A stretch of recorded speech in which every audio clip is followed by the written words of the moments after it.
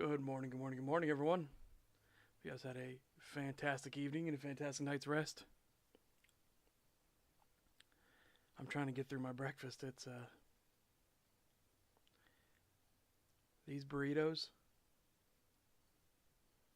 They're not good.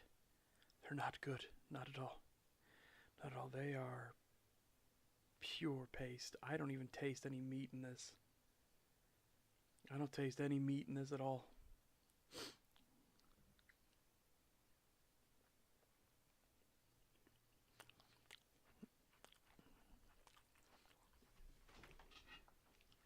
Ugh. It's like eating a. Ugh. It's like eating a pure. Somebody just took beans, smashed them up, and you just shoved them in a toothpaste tube. Oh my god.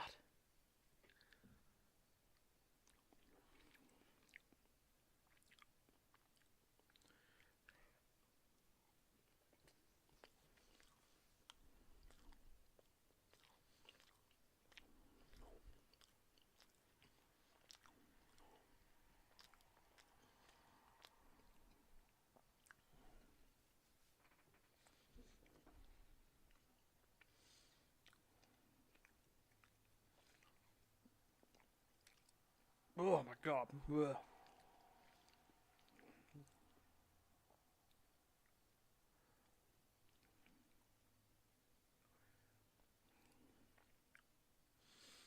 Whew.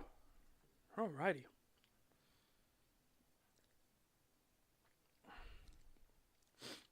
Yeah.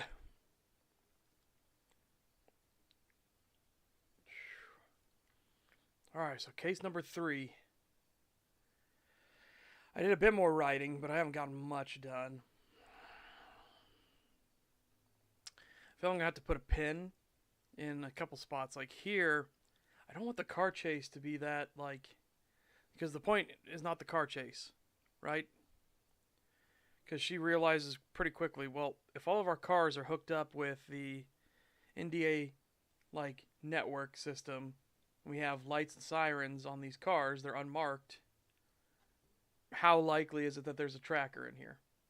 You know? So she has to ditch the car. So it's not like a big thing.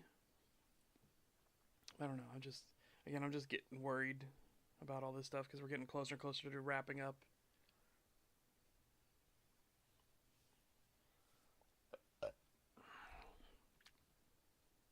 And this is where Samantha's going to go missing for a while, so...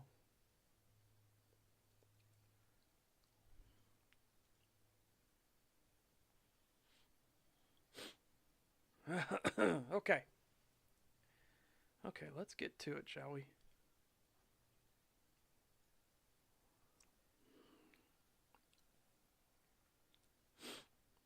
Ugh. God, these burritos are awful. Chat, these burritos are awful. But they're just generic brand burritos, and they are dire. Absolutely dire.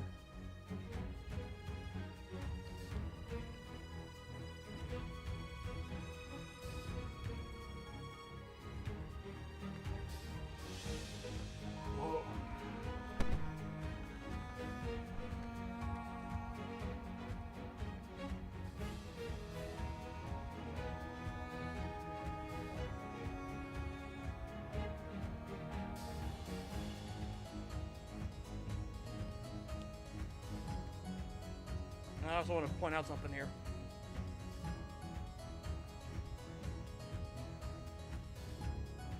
Just to show I'm not crazy.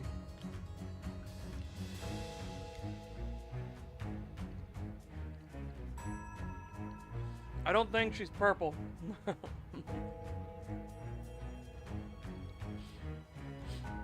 I think they should have made her more purple.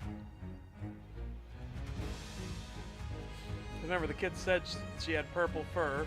I'm like, where? And then the note was mauve mother, and here's you see it right next to her. Do you see? You know what I mean? No, I don't. I think that she needs to be more purple.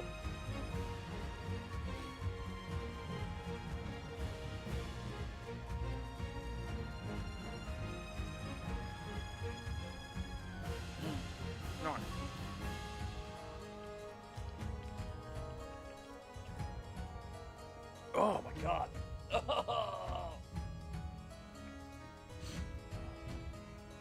Refried beans might be a crime that needs investigating. I've had good refried beans before, but these are not it. They're I guess they're one of the biggest gulfs between when I've had good refried beans versus this. There's a huge gulf.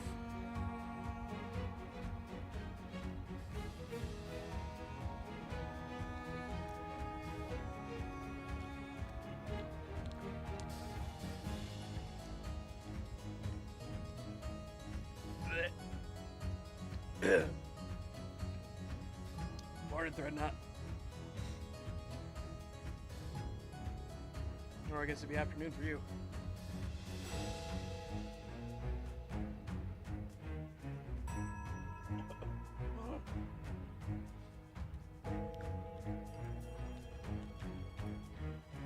By the gods, this is dire. Spirits give me strength. Blech.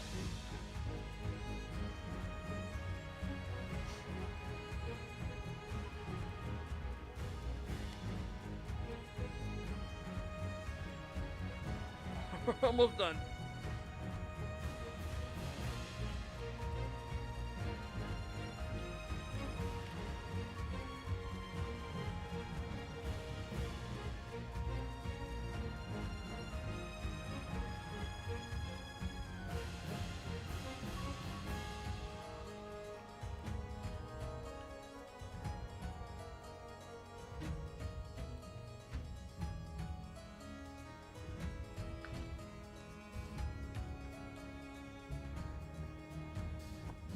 Oh.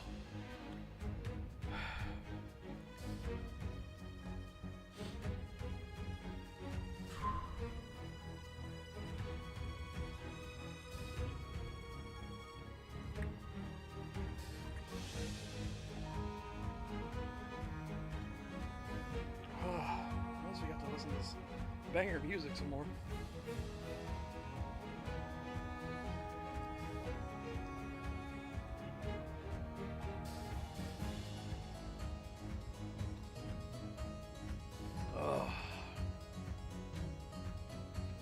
I'm so glad I had a salt drink to wash that down. Holy shit.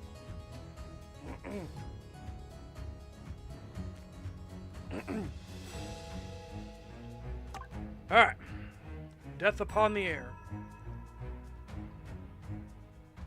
Death from above, spared by his mercy.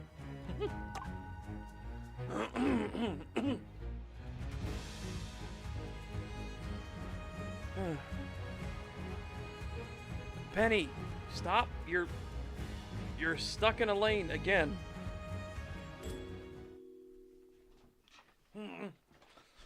How can I relate this back to Fallout in an uninteresting way? I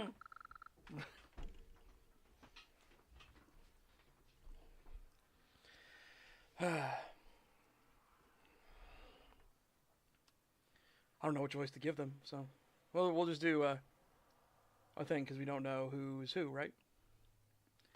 It's happening. Today is the day, now or never, and you're a part of it, whether you like it or not. No, not like this. It's too much. You're going too far. I thought you would see reason. But you agreed. Whatever it takes. All the pieces are in play. There are consequences if you try to defy us now. I'm sorry, but you have to be stopped.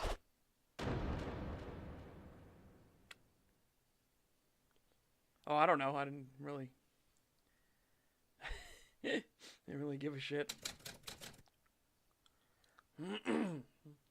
Noxley's cabin. Locklight border fens. Fires day. Mid-afternoon. Tap, tap. Mail for you, sir. A mail delivery? I've not had one of those in some time. Mr. Burshank, good afternoon. Afternoon, sir. Mail for you. Wow, is this your house? Nice. Thank you. So you've been promoted from paper delivery to mail delivery? Also, a thing we got to keep in mind is that Noxley has said now twice he's expecting somebody from the palace to come arrest him. He doesn't know why they haven't yet. So, we'll see. See what happens. He stole the plant. He's just taking care of it. But I loved in that case when we actually tasted the plant. He's like, oh no, my tongue is numb. My tongue is numb. Oh, shit. This is bad.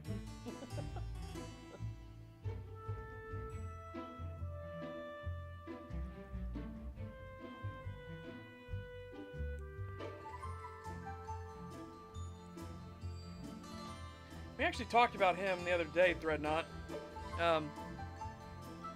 in Rags' Discord. About the fact he gave an interview where he said he's never had dreams in his life. And he didn't mean that metaphorically. He meant actual, like, dreams. He doesn't dream when he sleeps.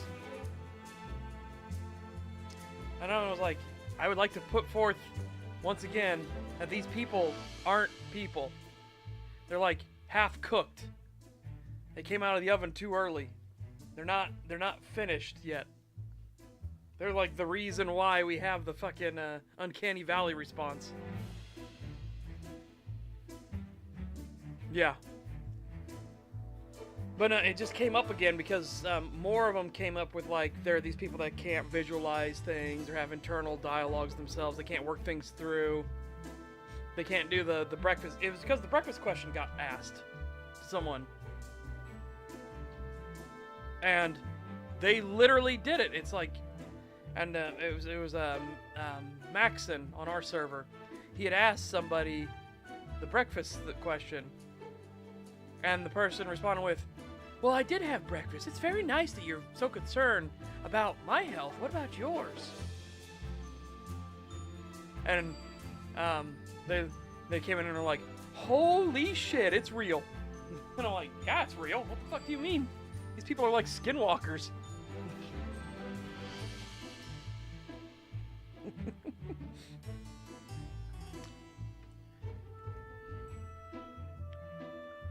Well,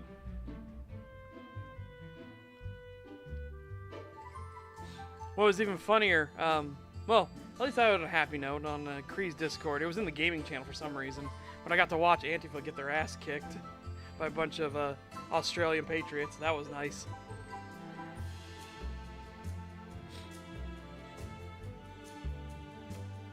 Yeah, no, that's what I mean. He probably, again, like I said, I think these people are literally like, they're more like robots. They can't think, they can't function. They get told the thing, and then that becomes their thing.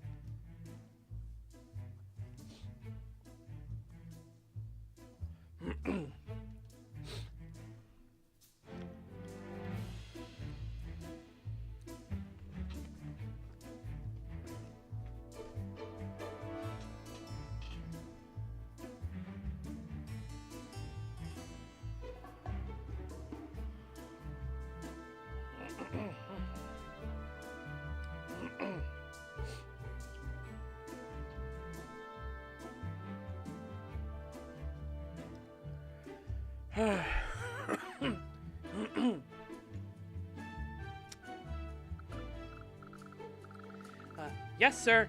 My first government position. It's an honor to serve the people of Rivulet. Mr. Noxley, did you see your story in the papers?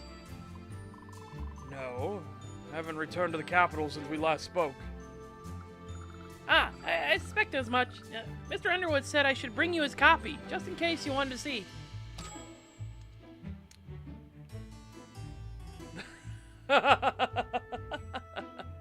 An article in the Rivulet papers about me. The Dark Detective of Rivulet.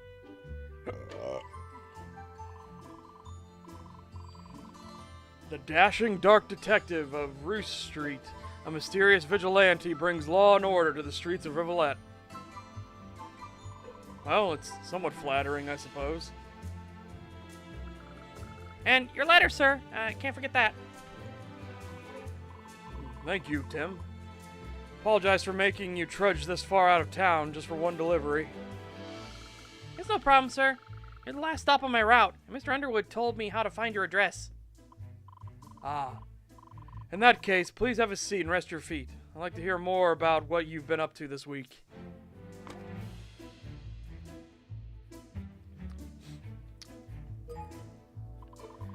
So, you've spoken with Mr. Underwood again recently. Hope all's going well with him. Oh, yes, sir. I've actually begun an apprenticeship of sorts at the authorship, and I've been helping out when I can. Oh, wait, I need to do this. I forgot. Ah, very good. He could use the company after everything that's happened. This is an addition to your paper route? No, it's just a pure detective game. It's a pure detective game, and thus far, thus far, the cases have been really well structured and everything. I've seen, like, how they could go more wild with it, and it's like, you know what? No, I kind of like the subdued nature of the second case especially. I like that subdued stakes. That she murdered just because she couldn't take it anymore, right? Yeah, let me find what you've been up to. Lick. I love that everybody calls him out on licking things.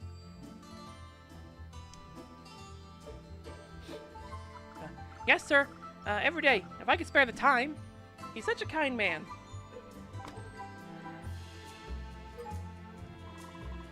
Has the authorship faced any backlash since the case ended? I imagine the news of Downey's history of fraud came out. Oh, yes, though it was the murder itself that was the talk of the town. Those kinds of things just don't happen in Rivulet. A symptom of the climate within the capital. Perhaps desperation tensions are on the rise, which we know they are because, again, they've announced a new draft. And we found out in the second case, apparently, it's because the Empire is going to try to cut off the water supply to the city. And so the Rivulet government issued a new draft for 13 and up so that they could send troops to defend the lake.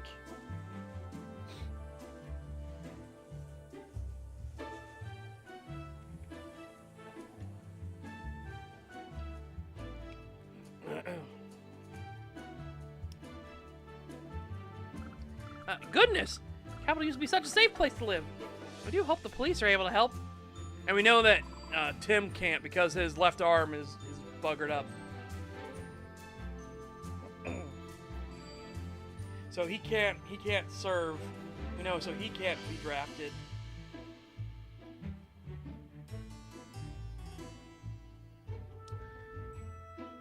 The police have crimes of their own to confess. So, you've been made an official mail carrier. You qualify for a bronze badge yet? No, sir. Just a regular carrier, sir. Only the postmaster of each district qualifies for a badge. I see. What made you decide on the change of pace? The mail route is quite physically taxing. If I say why, do you promise not to laugh, sir? I promise. Because of you, sir, and the killing of Mr. Downey. I was a terrible witness, truly dreadful. What if I can be on the streets and learn the names and addresses of the people who live in town? Maybe someday I can be a helpful witness to somebody who needs it. So, an informant?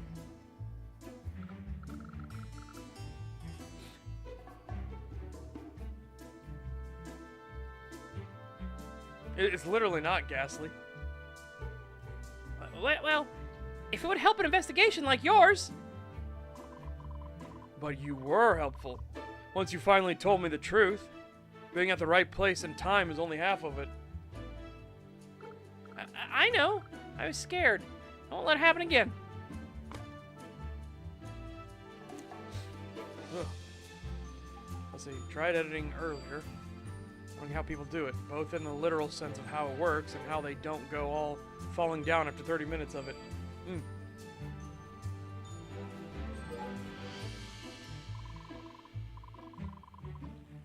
Well, see, you're already predisposed to assume it's the case. We've had 2 cases. We've already had, what, 4 streams on this game?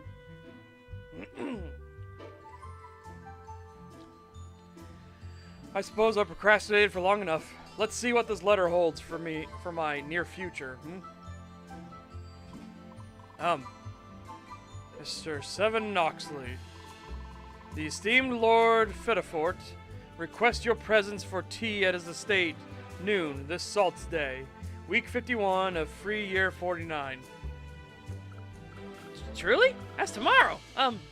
Who's Lord Fettifort? A landowner, I presume, on the outskirts of the capital. Oh, there's an illustration of the manor house enclosed. Gosh, how wonderful. I want to hear all about it when you return, Mr. Noxley. I'm not going. Not unless I know the intention behind this letter. It could be a trap. A trap? For you? Because of your detective skills? My name was in the paper due to my victory this past week. Perhaps some unseen criminal element is getting nervous. All the more reason for you to investigate, Mr. Noxley. Isn't it your job to bring the bad guys into the light? My job. Again, I feel like, from what we've seen, the people's really bad reaction to his badge in particular, I still think that Noxley was probably secret police force, right?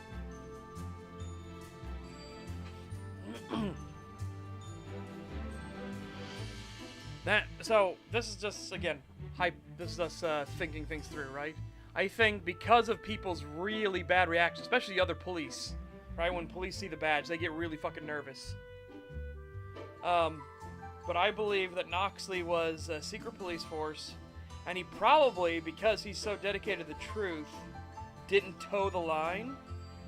Because we've seen he doesn't have very, warm sentiments towards the government itself, right? So that might be why he's waiting for somebody from the palace to come arrest him.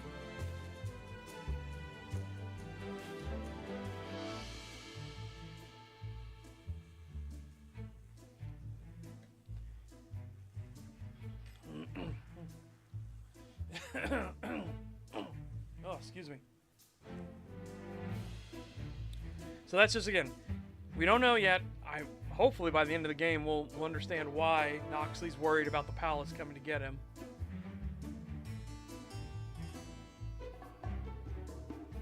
We'll see.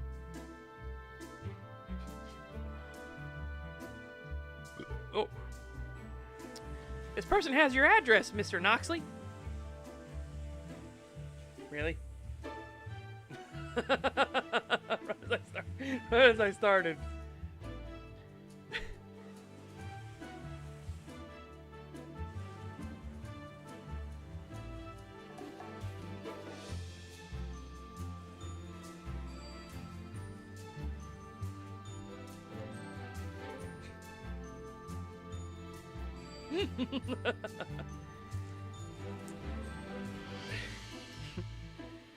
This person has your address, Mr. Noxley. If they meant you harm, why wouldn't they come to you?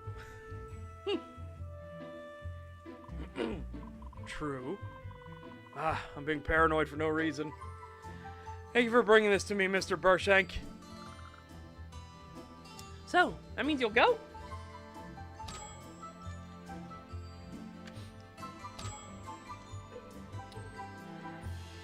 It's a pretty nice manor. Just a random balcony, though? Strange. Yes, I'll go. I'll need to charter a carriage out of town, so I better get prepared.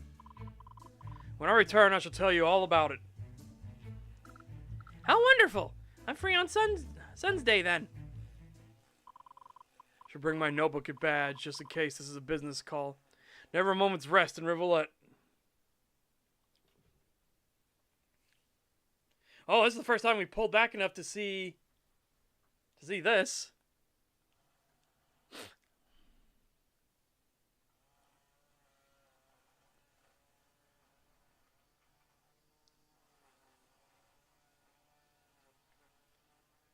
Very strange that the government and palace are outside the walls. Very strange.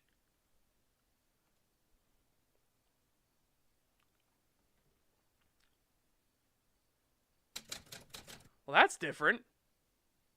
Hold on. Yeah.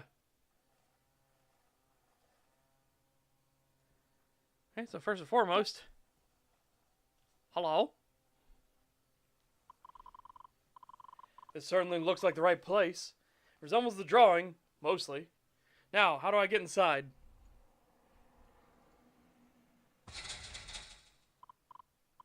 The gate is locked. Surely they were expecting me.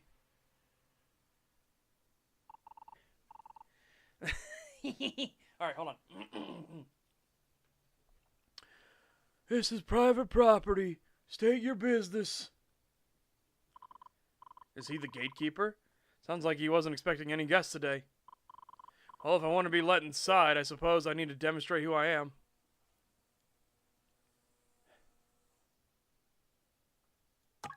Well, sure. I mean, I don't want to, like, flash the badge around right now, right?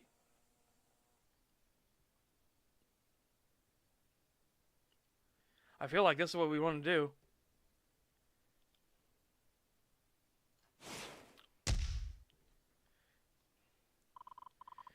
Do you know the author of this letter? It was addressed to me and told me to arrive on this day and time.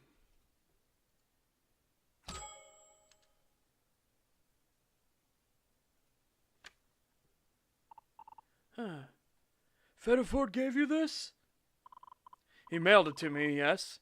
You may verify with him if you don't believe me. Is there a problem? Stand clear. The gate is opening.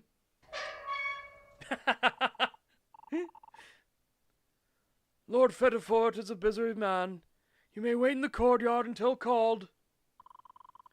May I have a look around the manor grounds? I promise not to disturb anything. Henry will accompany you. Actually, the way it's spelled, I mean, it's probably Henri, right? Thank you. I'll be on my way then. I guess I'll decide between Henry and Henri when we see him. Right, because that tends to be the way the French spell Henry.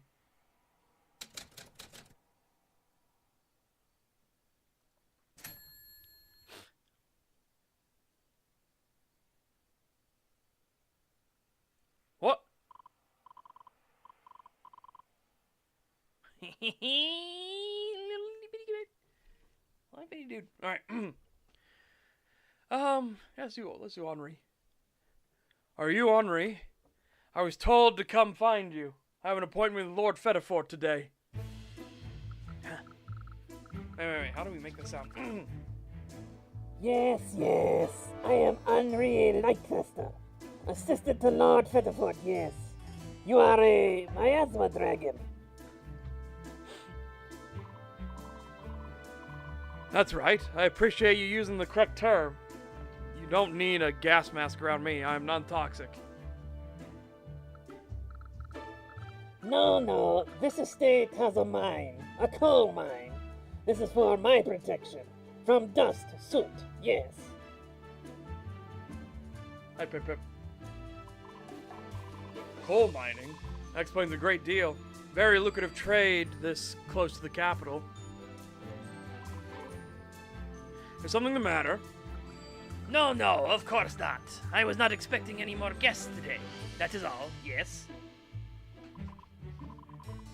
More guests? The person who passed through just now is a visitor as well, then? Does she have an invitation, too? No, I don't know. Norman would know. Sometimes we have guests on the weekend, yes? Norman, the gatekeeper, I presume. Something odd about the staff here. Both attendants so far have seemed nervous about my arrival. Lord Fedifort is still tending to his normal duties. His tea time is not for another hour or so, yes? No, you cannot wander the estate grounds unaccompanied. I shall be your guide until your appointment, yes. Thank you. This looks like a lovely place, and I wouldn't mind a guided tour of the grounds. Good, yes. Here's the map of the estate grounds for your safety. The inside of the mines is off limit.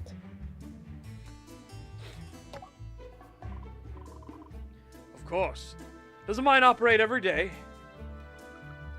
No. Closed on Saturday and Sunday. Most workers go home. Some live in the estate commons.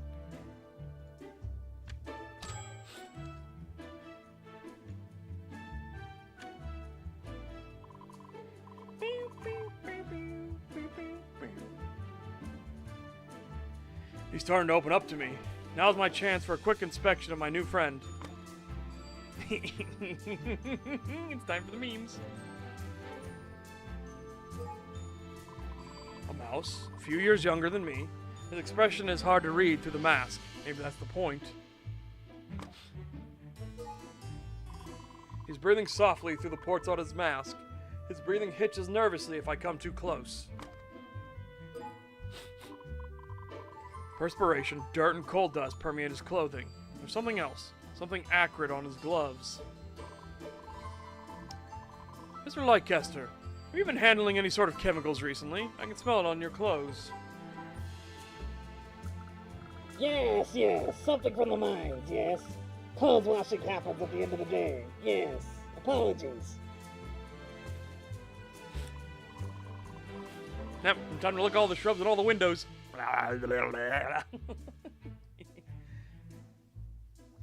So the way this works is we have 6 senses for the dragon, and we actually use them all.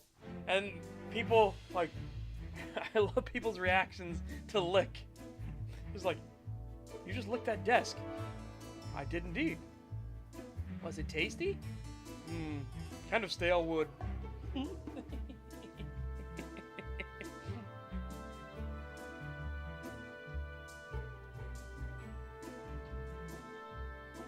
We might get chemicals, stuff like that off of him. I didn't realize you were an active miner as well. Do not worry. The scent does not bother me. Not mining, no. Just something else.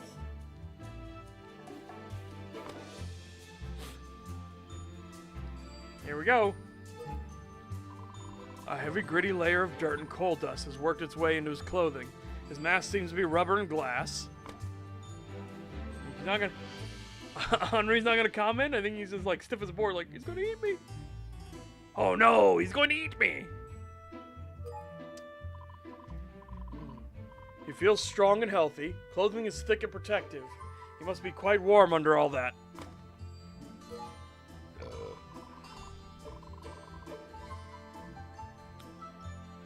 Despite being overcast, the noon sun is dampening my powers. I'll have to concentrate to sense anything at all. That was exhausting. I sense anything out of the ordinary. No poisons nor disease inside of him.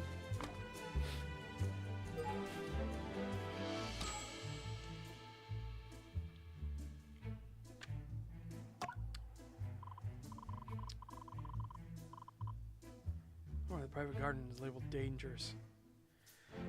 Let's see. If the manor is off limits for now, I believe I would like to visit the commons. Are these homes?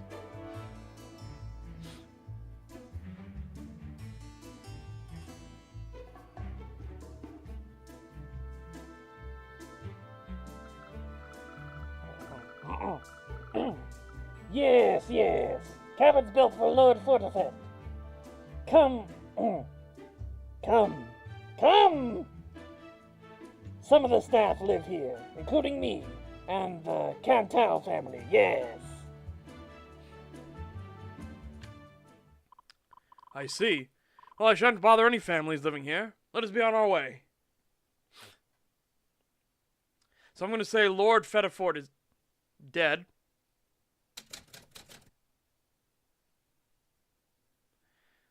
Oh no. I now know what the difficulty in this case is going to be. Oh no, chat. Oh no. Can you remember all the colored scarves? Oh no. I thought he was just doing it as a fashion statement thing. Nope, it's because they all look the same. Oh no. Oh no! Oh. Oh no! Alright, well. Let me get me notebook. Hungry?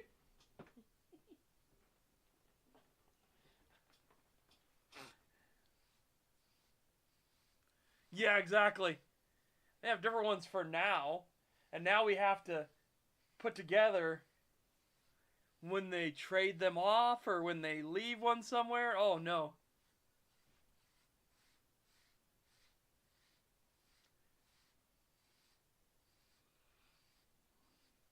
Mm. That's good to hear, Mouse. Though, honestly, I'm not really, like, keen on hearing more about TFN, you know?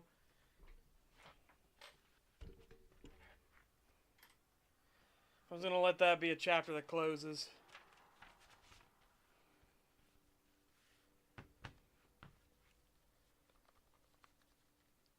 Oh yeah, no. Yeah. He says he repeats himself a lot, right? So he'll say yes, yes, or no, no. And then he'll usually end it with a yes or no at the end, right? So that tends to be what it is. So hopefully they're not all like that. Oh god, if all of them are like that.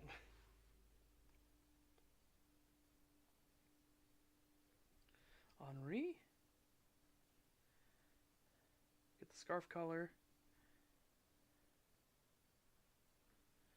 Starts.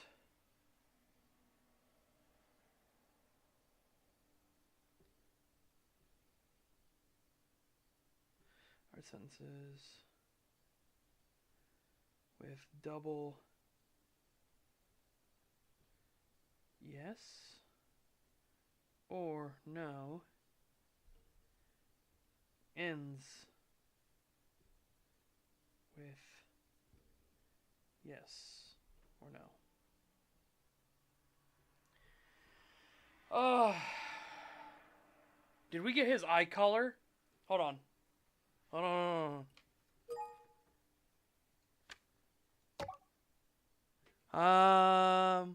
What would you say that eye color is?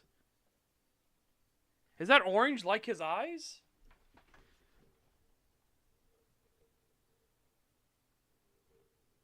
I'm gonna say that's an orange. I'm gonna say that's orange, like his eyes. So orange scarf or orange bandana with orange eyes.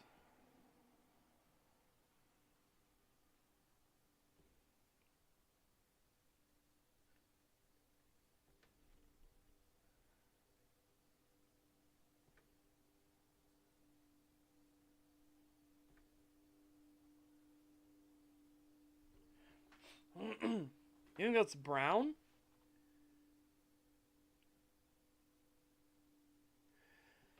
I'll put an asterisk next to the orange eyes real quick.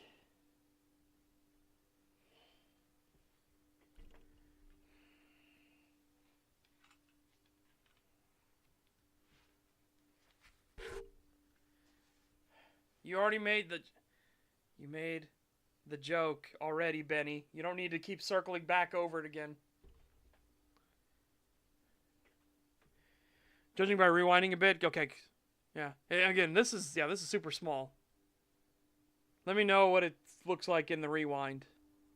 But because I think they're orange eyes, I think they're gonna match the bandanas, right? I think that'll be part of how we have to keep everything straight.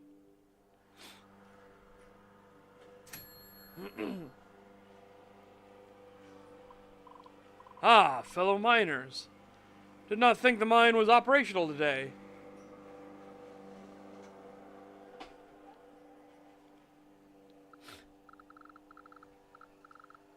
Yes, yes. Cleanup and maintenance in the mines today.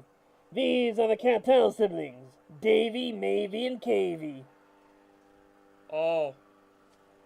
Nice names. Let me put this.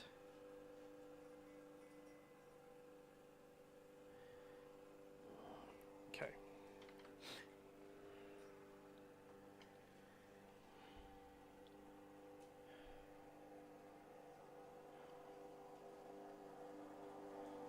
In the other scene, they look brown. Hang on, I think Threadnought is going to give me a picture, right? Or, sorry, Grind is going to give me a picture.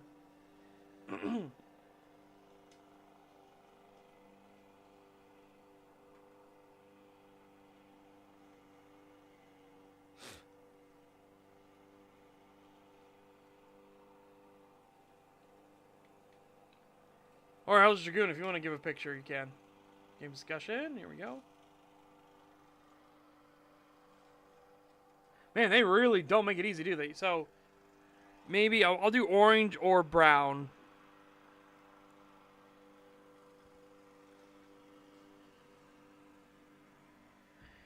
Because they do not make it easy. That's something where I'd have to, like, color match, right? I'd have to try to color match it. Because what could be happening is the optical illusion, right?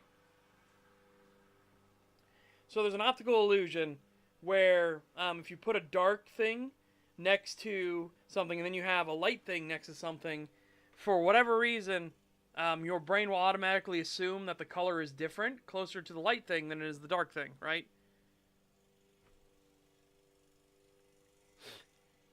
Again, it's not a dating simulator.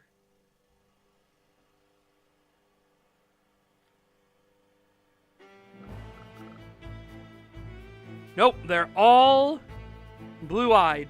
All of these guys have blue eyes. Every single one of them. Davy, Cavey, and Mavey have blue eyes.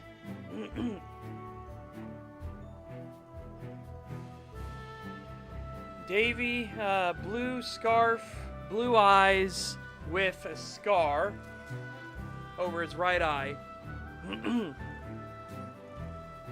And he has dots above his eyebrows. That the dots are different, you can tell. So, yeah.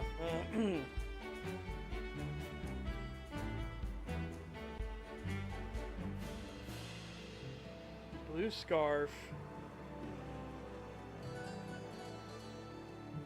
Blue eyes. Scar over right eye.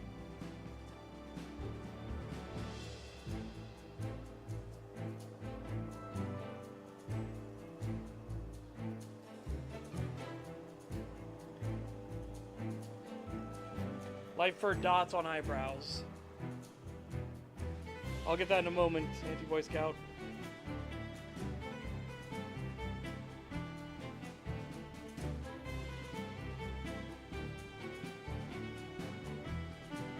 Okay. Is there anything else? Hair's all the same. Yeah, I don't see anything different with fur pattern or anything. Nothing different with the noses. Yep. All right. So that's our clues.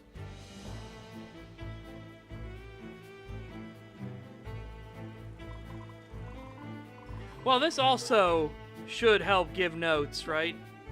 Noxie's pretty good at. Oh, I didn't mean to skip that. What did that say?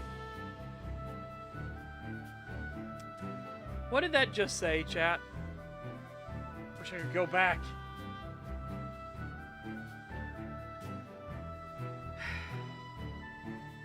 Bastard bitch shit fuck. I did not mean to click.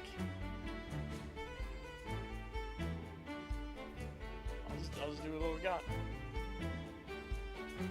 No need to be alarmed. My name is Seven Noxley. I'm visiting with Lord Fettifort today.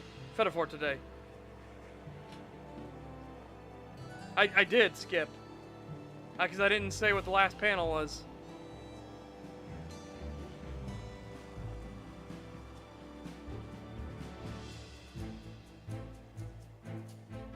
I guess the eyebrows are different too. I need to know what each one's named first.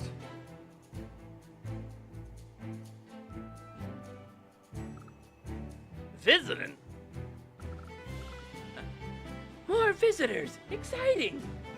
Alright, so Cavey.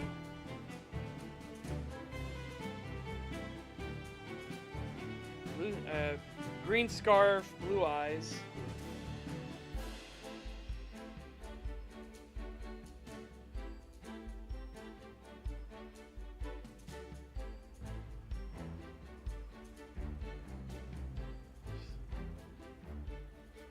Let's see. Got 2 white dots, upper right corners, outer upper corner of eyes.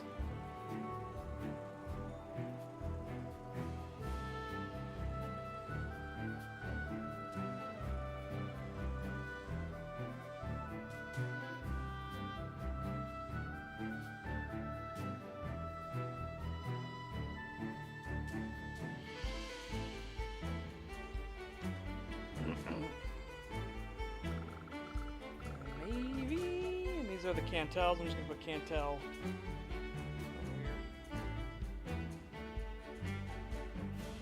It's kind of a funny name, Cantel. Alright, so pink scarf, blue eyes, single dot, bottom outer corner.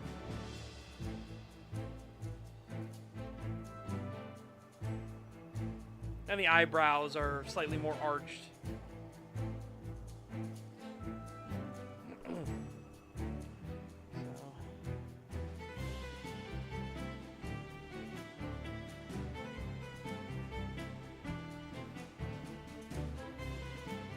Damn it. I had the system organized correctly, and then I did the blue eyes first. Get that out of there. Okay. Pink scarf. With blue eyes.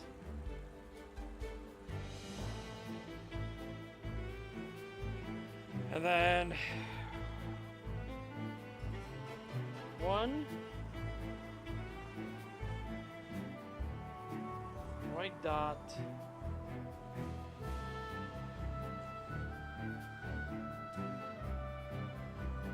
Bottom outer corner.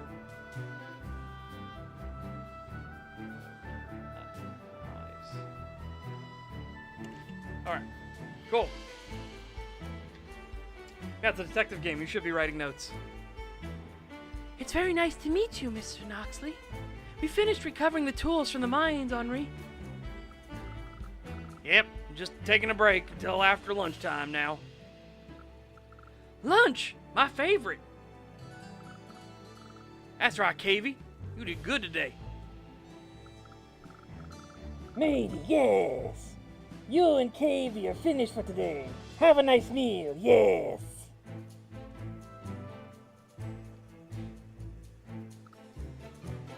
And?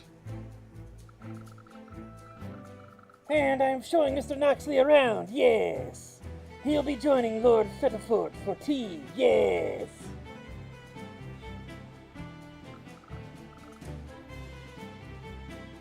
You're a miasma dragon. Why are you here? I was invited. Seems nobody told the staff that I would be here today. No worries, Davy. He won't get in the way. I am his escort on the grounds today, yes.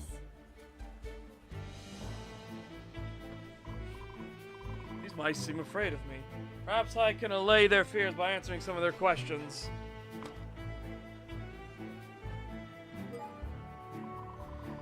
So the three of you live on the estate grounds. How long have you had this arrangement? Since we were very young, our parents worked in the coal mine, and now we follow in their footsteps. Ah, multi-generational commitment. Must be very difficult work, Davy. Maybe. Right, maybe. It isn't easy, but the pay is fair, and all of our needs are taken care of by the Manor Lord. So, Lord Fetterford retains complete control of the operation. Everyone else is a laborer.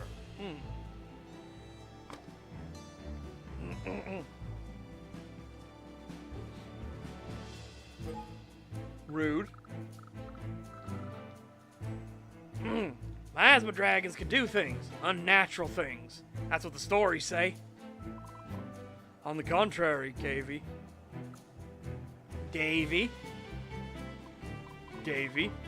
Dragons are associated with natural phenomena. Fire, ice, and in my case, naturally occurring poisons. And death. Yes, and death, which is still a natural phenomenon. So you see, our powers are natural, nothing to be feared. You hear that, Henri? Nothing to worry about. Yes, yes.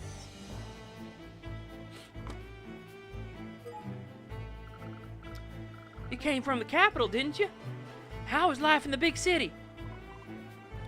Actually, Cavey, I'm Cavey. sorry, Mavie. I live in the border fens near the ocean. I only visit the capital when I have business there. What kind of business would that be? I'm a private investigator. A rather icy response. So much for calming their nerves. You're all guilty.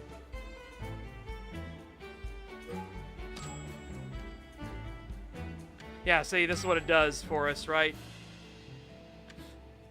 So even if you weren't taking notes properly, you would have this in the notebook. So you'd be able to tell the differences. I guess that makes me... a bunch of things here, right? So he was pure plain-faced. So besides the eyes, which could do contact lenses, he's got no fur colorations or anything on him.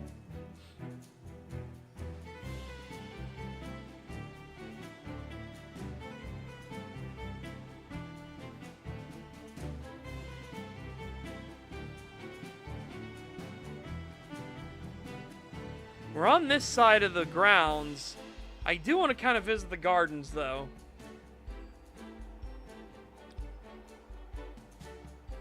Visit the gardens first.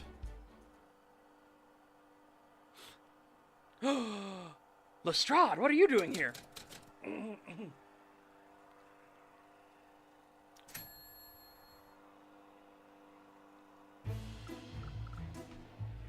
Yes, there is Norman.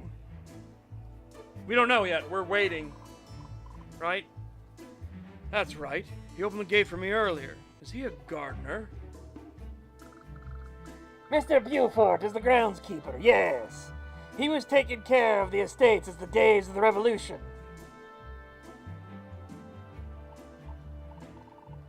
Ah, Henri, you found our unexpected guest. Huh? 7? Fancy meeting you here. Actually, what did we do for Mr. Lestrade's voice? Fancy meeting you here. Mr. Lestrade, always a pleasure. Don't let me interrupt your work. What do you think, boss? Can we take a break? Yeah, no, Lestrade's here again, so somebody's gonna be dead again. All right. Noxley, was it? I don't believe we've been introduced formally. He seems more relaxed now. I should use this opportunity to learn more about the estate. Norman Beaufort, yes? Mr. Leicester. Mr. Leicester. I guess Leicester? That's technically how you're supposed to say it? Mr. Leicester says you've been with the Fettifort estate for a long time. He did, huh? Yep. Been caretaker here over 50 years now. When the Fettifort family took over after the Revolution. Seen the place through the highs and the lows. Seen a lot. You're the groundskeeper for the estate, correct? You affiliated with the mining operations at all? Nope. Mines are Rocky's problem. I just take care of Fettifort's property. Always have. I see. Must be very close with Lord Fettifort. What do you think of him? Ain't met him yet, have you? Maybe you'll see what sort of person he is when you finally do. Yeah, hope it goes well. I've been volunteering here for a while, and I still ain't never seen him myself.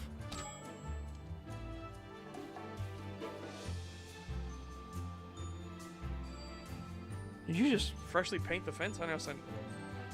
72 years old, damn. Damn. That dirty old rat. 72 years old. I'll put fresh painted fence.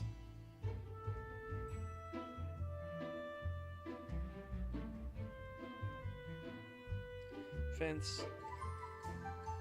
Poison plants.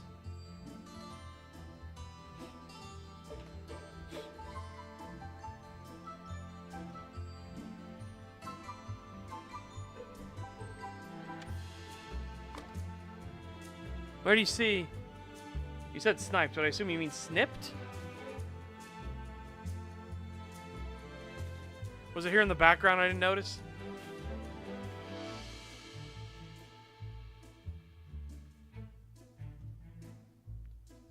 Behind Lestrade that's snipped? Okay, I'll put that.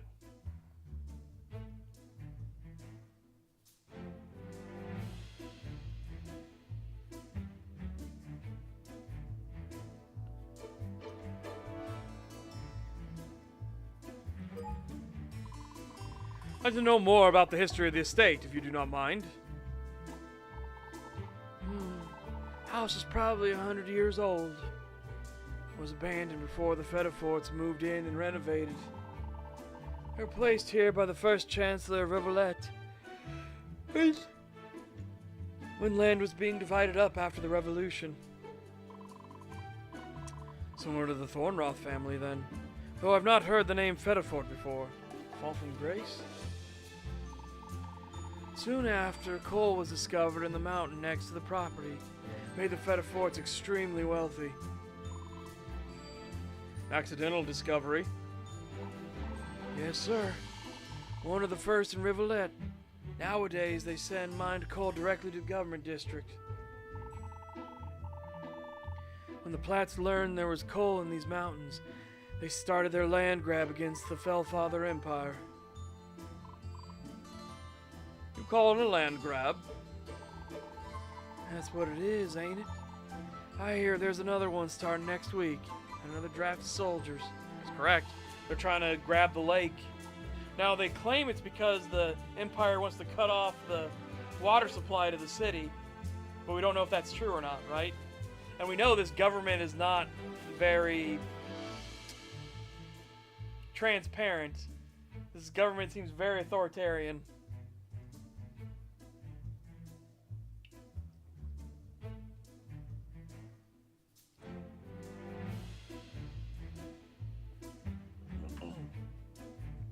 Fedifort don't seem too worried.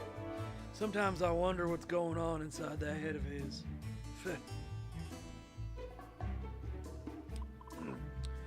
Let's change the subject. Keep meeting in the most unexpected of places, Mr. Lestrade. So, you work for the estate as well? Yep. Sometimes on weekends, I go to the older places around Rivulet to help out with minor construction stuff. Here helping out Mr. Buford paint the fences around the garden today. It's a nice break from the city. Yeah. Did you receive an invitation as well? Me? Nah. Just took a volunteer job listed for today. You got invited by Fedifort himself? Yes. I'm due to have tea with him soon. Mr. Leicester. Oh, fucking English and French words. Here is giving me a tour of the grounds in the meantime. Yes, yes. Hey, Seven? Sorry about what I said last time. At the factory, when I said death follows you around, it was a dumb story I heard once. I shouldn't have said nothing. I appreciate it, but I haven't thought of that conversation at all since then. No need to worry. Yeah, I know. But it's just been running through my head and eating away at me all week. I'm real glad you're not mad. For my appointment, we should share a carriage back to the capital together. What do you say?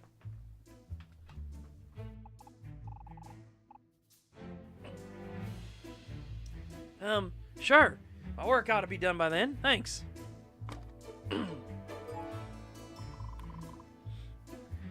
So, these are Lord Fedifort's private gardens. Hey, it's that plant that numbed Noxley. I only just realized. It's the plant that Noxley linked and it immediately made his tongue go numb. And he's like, bleh. Okay, that's very poisonous. That's very, very poisonous. That was a single second of contact, and my tongue was numb. Yeah, you just wait, Lestrade. There's gonna be a body somewhere. So these are Lord Fedifort's private gardens. Yep. He don't come out much, but he likes to admire the flower garden from his window on the side of the manor.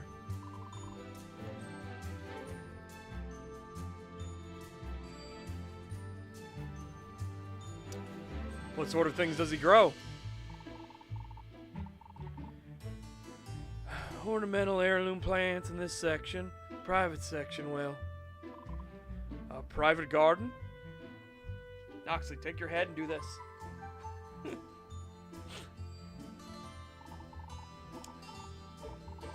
On the far side, behind the fences, dangerous toxic plants. Most are illegal to plant, Rivulet. Legal? And how does he keep them? Quirk in the law. Legal to plant new ones. But these he had since the beginning, before the law was written. No one but me is supposed to get anywhere near them. We got a fence and barbed wire up. Should keep my distance as well then. Why does Lord Fedifort want to preserve something so dangerous?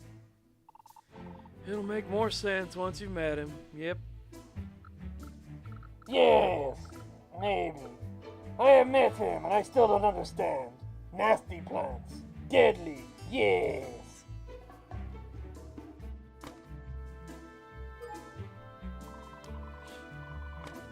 No matter. Let's stay on the path from here. Okay, I couldn't see. So I'm just going here soon, right?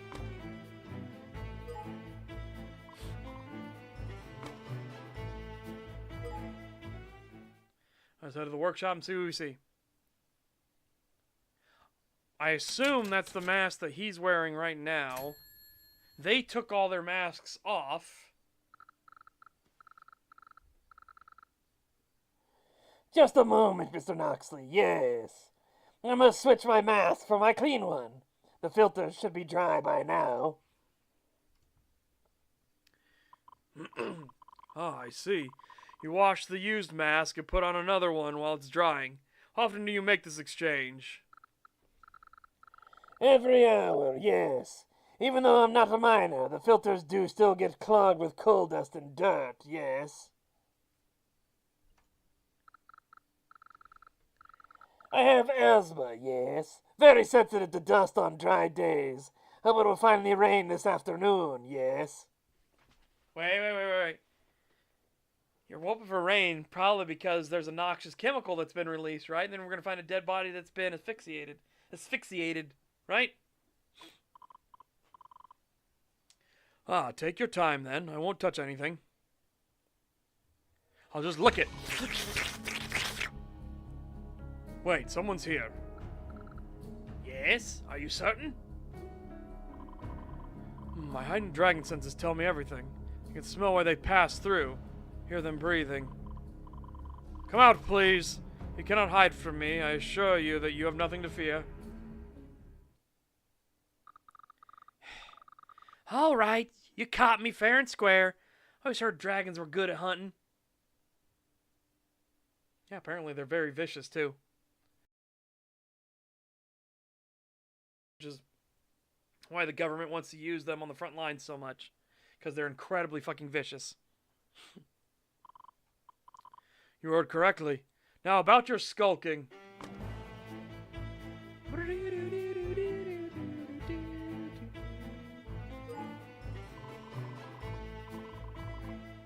Saw you snooping around the courtyard earlier today. Oh, there's one pickaxe missing. I guess we should note that there was one pickaxe missing.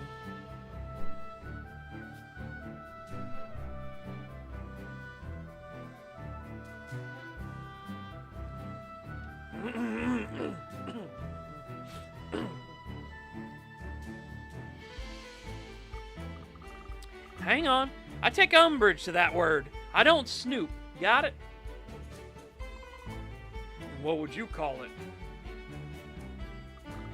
Being observant. It's what I do, handsome. Just who are you? Hildy Hookwell, investigative reporter for the Rivulet Gazette.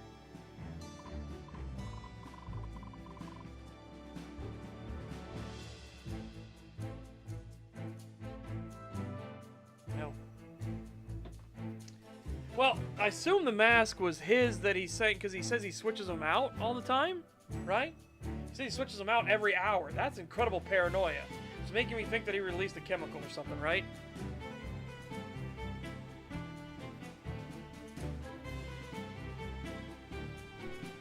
I'll do one times mask missing. And note that potentially Henri's. Let's see.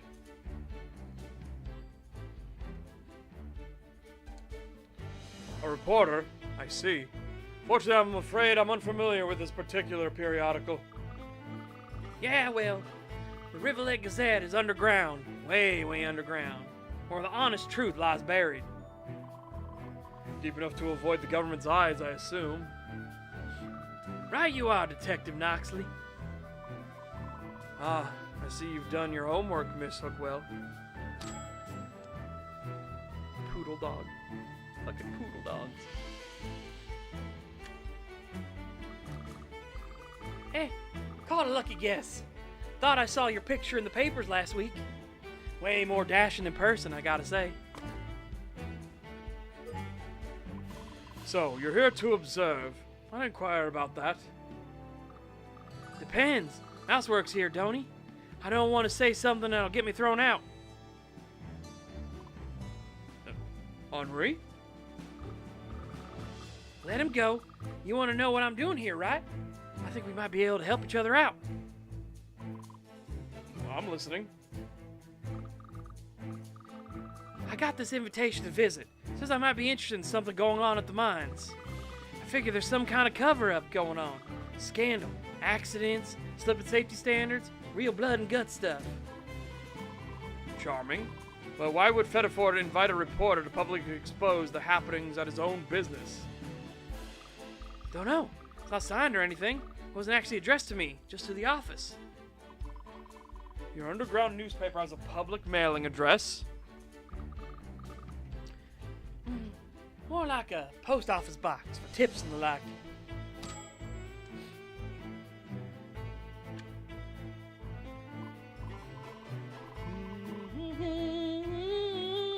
Oh, wait, there's a pick over here. I wonder if that's the pick that's supposed to be there. We'll see. We'll see, though. We'll keep it for now as one pick missing, one mask missing. And I said, I put down Henri's with a question mark. Oh, yeah. Oh, yeah, but it's got Fetterford stationery. And the rat at the gate wouldn't let me in if it was a fake, right? Fetterford didn't invite Miss Hookwell. One of the staff must have. Helping to expose something. So, have you found anything incriminating about the work conditions here? No, not yet.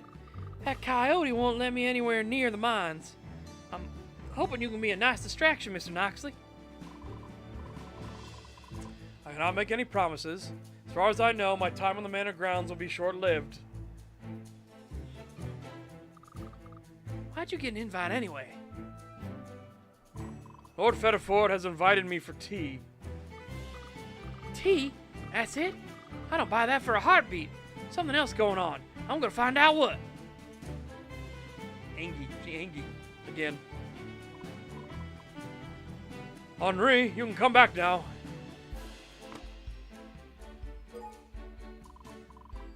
What can you tell me about Lord Fetterford?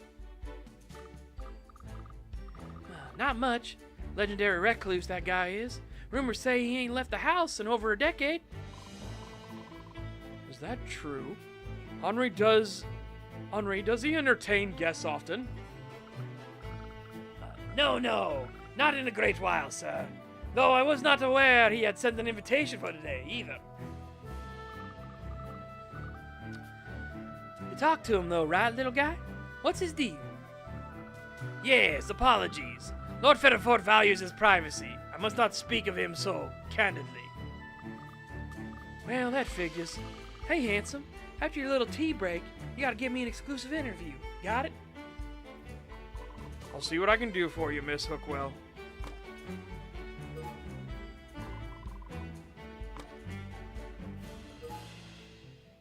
Heading to the mines. We're going to the mines.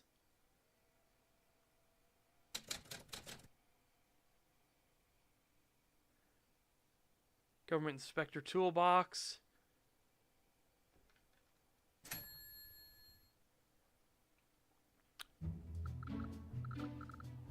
Oh, yes.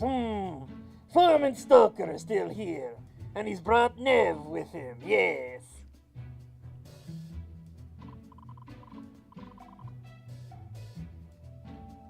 There's a lot of danger signs everywhere, yeah, and there's a lot of danger signs with this case. I think Fettiford is, as you said, dead. I think he's dead. And has been for a while. The foreman of the mining operation, I assume. I suppose I should introduce myself. You, may wish to reconsider. Rocky may be difficult, yes.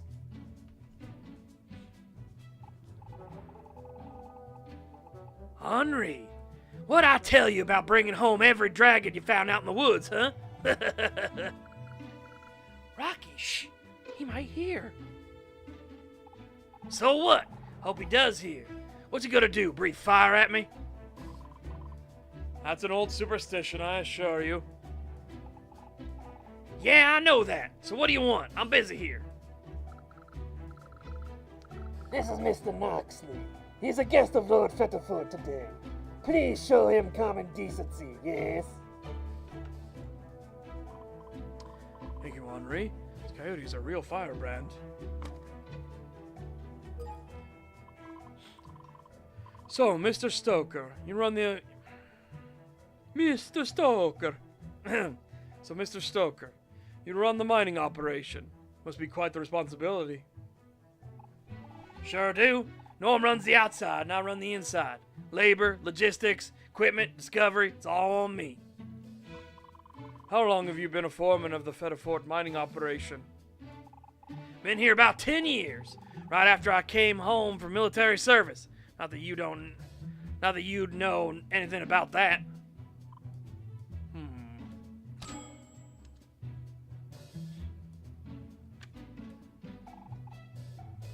What are you gonna do now? I take notes about people I meet. Why? What are you planning? Rocky, dear, he's not going to do anything to hurt you. You've said that about every dragon we've seen this week, darling, but you can never be too careful around them. Wait. Every dragon? What? How many were there? Every dragon? Has he seen more than one recently? I haven't encountered any other dragons yet. Nev, was it? Are you employed by the mines as well? Don't answer that, darling. You don't gotta say anything to every dragon that comes up and propositions you. Oh, Rocky, hush. Nev Clementine, it's a pleasure to meet you, Mr. Seven Knoxley. I've come up from the capital for the day. Didn't know they let death dragons live in the capital. Miasma dragon. And quite correct, I live close to the ocean. Oh, beachfront property. Couldn't you just imagine it? What? The mountain air ain't good enough for you, darling? So what do you do, if I may ask? Oh, whatever suits my fancy. Breakfast in the mountains at sunrise, dinner in the capital, and lunch with my dear sweet Rocky boy. I thought I would surprise him at work today. Isn't he just the cutest? So besides eating, the answer is not much. A wealthy socialite, I presume. I have a feeling the pale dragon is involved as well. Yep. I'm gonna rep our. It's going well thus far.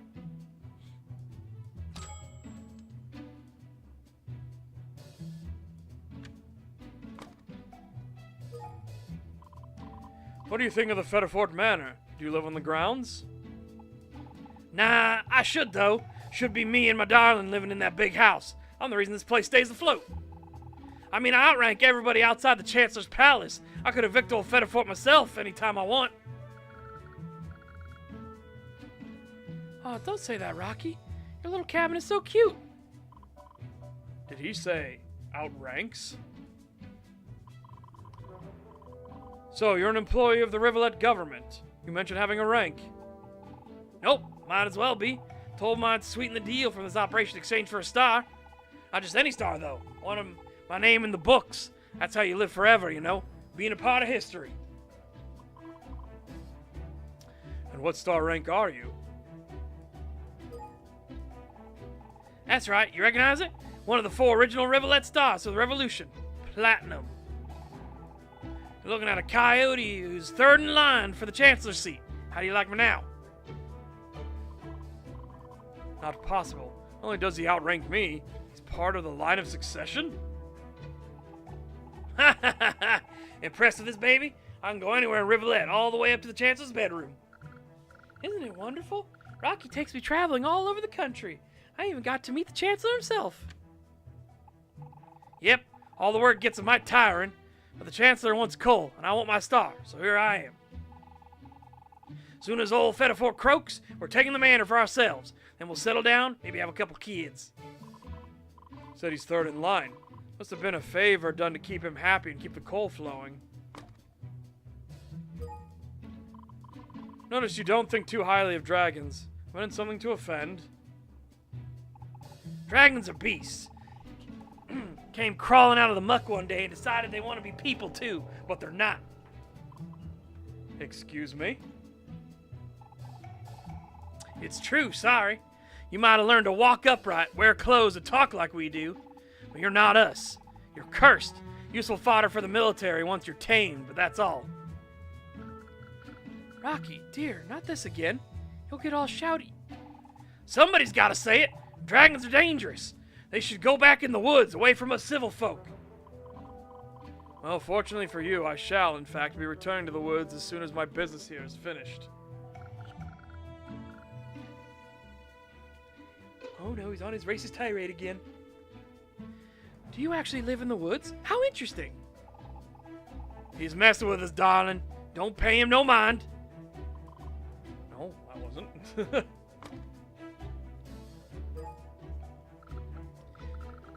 Mr. Knoxley, sir, it's nearly time for your appointment. If you wish to return to the courtyard with me, yes?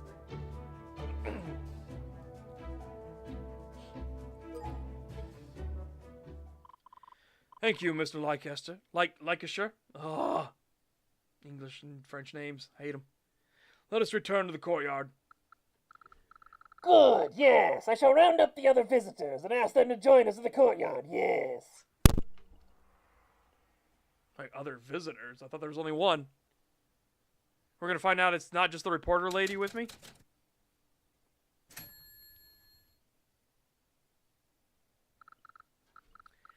Attention, everyone. Yes, attention, please.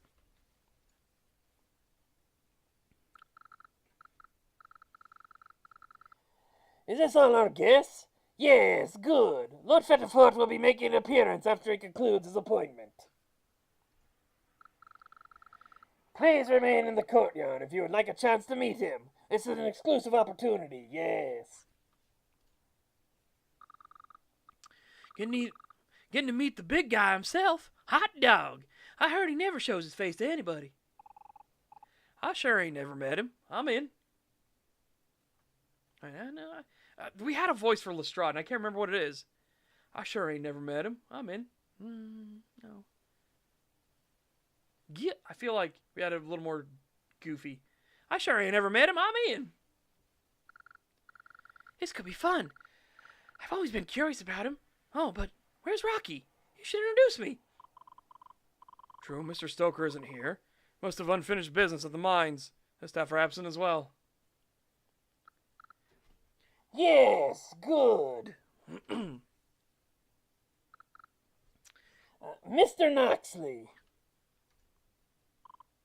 I'm prepared. You may escort me inside. Is something the matter?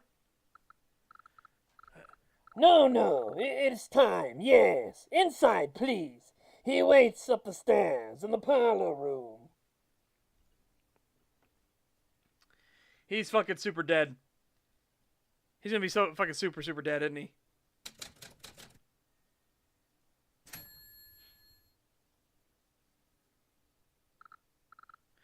Lord Fetterford, tea is served, and Mr. Noxley has arrived, yes. Please have a seat. Lord Fetterford will join you momentarily. I wonder if Fetterfort's a dragon. Hang on a second.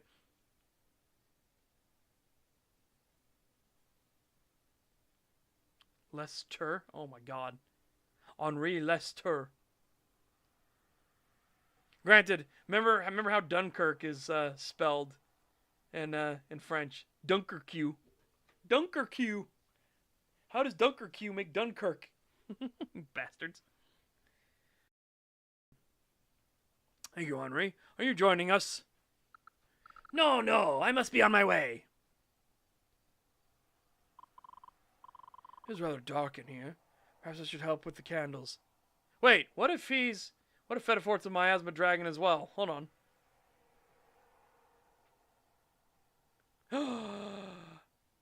He is! And he's alive! Wow. So who's dead? Somebody got gotted at the start of the case. Somebody. Swamp and smoke. Goodness! You startled me. Lord Fetterfort, I presume? Swamp and smoke. Thin layer of mud on the soles of your shoes. Steeped with brackish decay. A marsh dweller. Pervading scent of coal smoke on your clothes. Concentrated burn. Proximity to a coal-powered carriage, no doubt.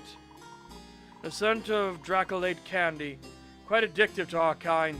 Nasty habit, in my opinion. 35. No, 32 years of age. Hair's unkempt. Whiskers coarsely chopped in an attempt to appear cleaned up. Lastly, a brief glint of gold in the rim of your pocket. Rivulet star. Government official, high-ranking. Are you quite finished? Apologies for startling you. It's been so long since I had a visitor. Had to make sure my senses were still sharp. Percival Fetterfort, thank you for coming to my home, Noxley. Please, sit with me. We have much to discuss. Ah, yes, thank you. You have a lovely home. I received your invitation just yesterday. No wonder the guy is saying he wants to, once Fetterfort croaks, he's gonna move in. He wishes he could kick the bastard out right now. Dude really hates dragons.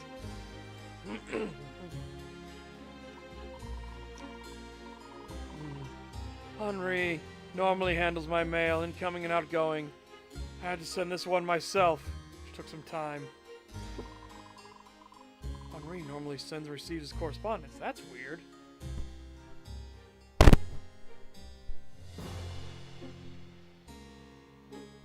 Usually filters mail.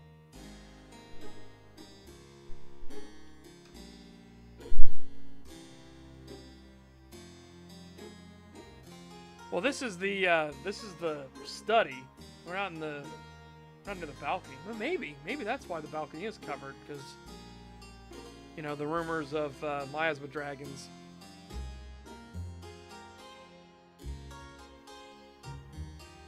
Also, why he keeps the poison plants around.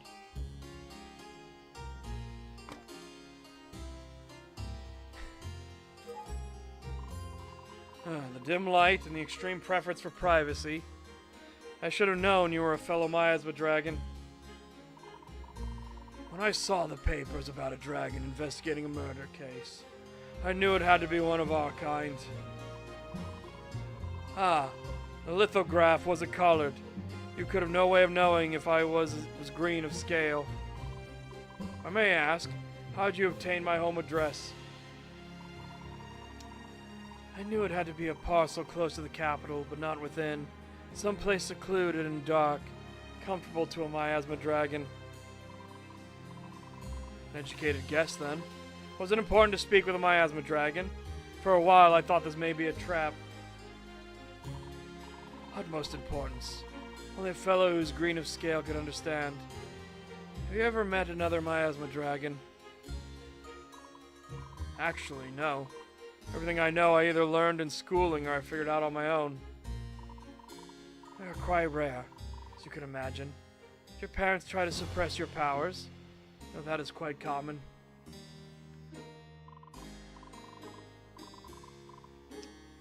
I never knew my parents. I lost them both when I was very young. The government's orphanage program took me in. Ah, the Rivulet government raised you. They must have done the opposite then, trying to nurture your powers. Yes, and I repaid my debt to them. That was some time ago. Now I serve the people directly, independently.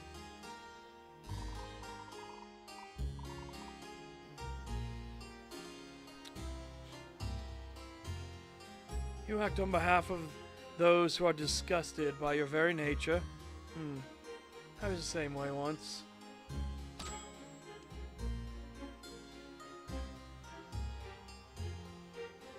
Damn, he was 18 when he got the estate? Fucking hell.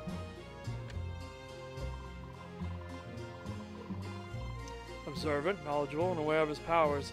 I have a feeling he was an investigator himself once.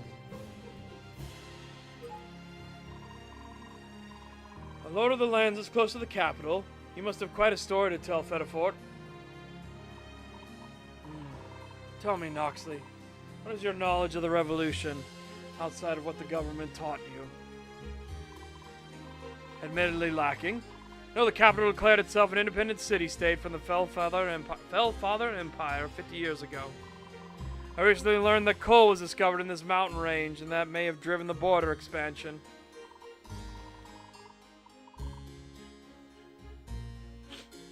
Would you believe dragons have been the key to Rivulet's expansion efforts, even before the Revolution?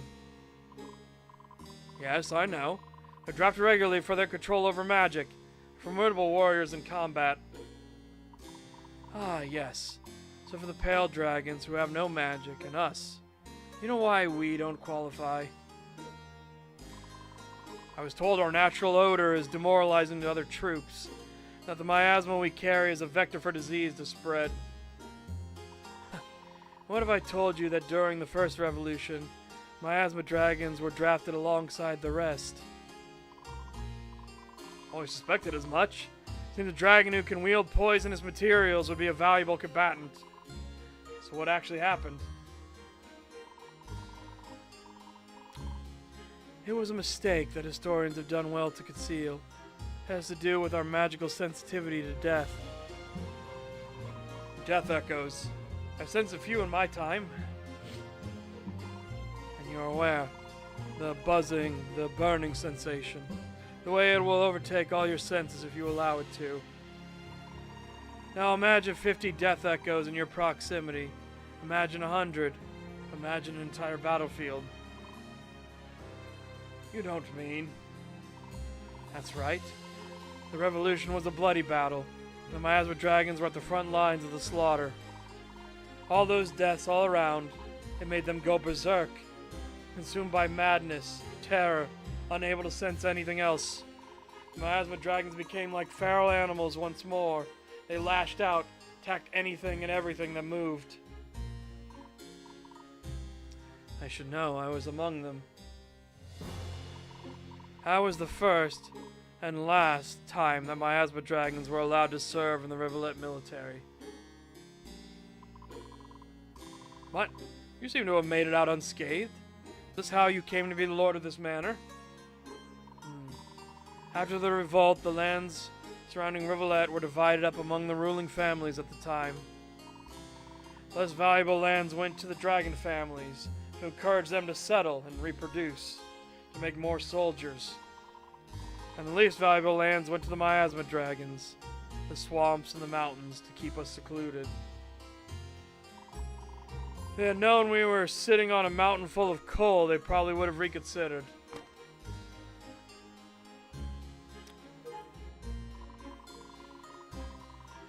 I understand your manor is home to one of the earliest coal mining operations, and you supply the government district.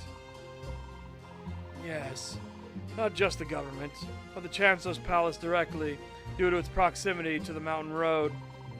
Foreman Stoker modernized the supply line. Hateful little mongrel, but surprisingly adept at logistics.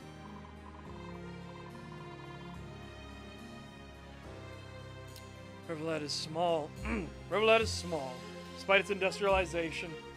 I imagine most of the coal is exported to other nations as trade.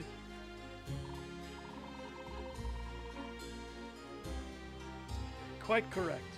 Chancellor is all too happy to establish trade with countries that recognize Riverlet's independence. Come on, chat.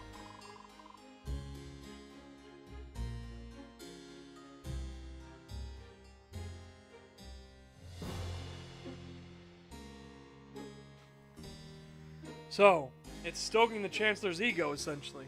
And why is half the capital city so destitute? I've heard tales of the Dirt District, but I've never seen it myself. I've not been to the capital in some 40 years now.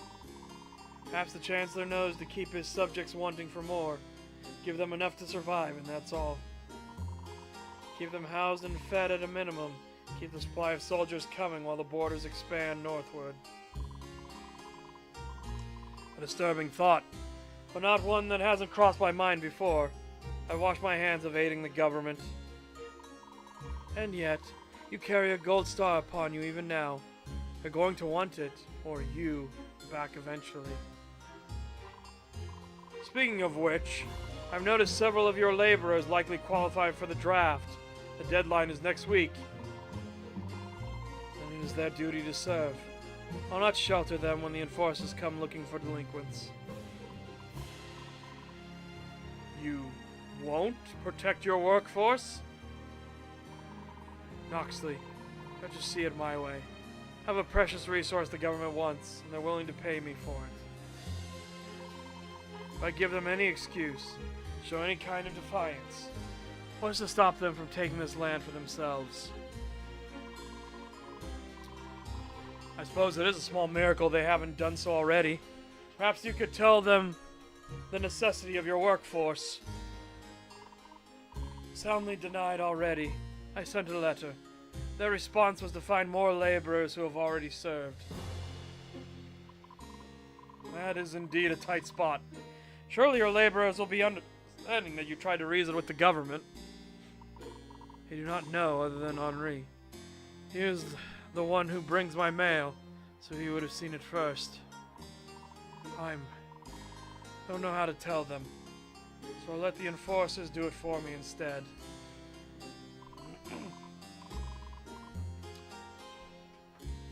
Non-confrontational to the point of cowardice. Not what I would find it easy to do either. Well, also, he seemed like he's fucking traumatized. He didn't say that he didn't become a feralized thing during the battle. So. I believe it's time you told me why I was summoned. You need a detective, not a conversation partner, correct? Are you familiar with the Sunbearers? It's not a name I've heard before, no. Surprising, but not entirely unexpected.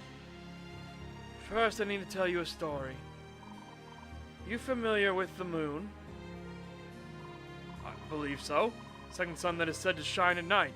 Even named a day of the week after it. That's just a myth.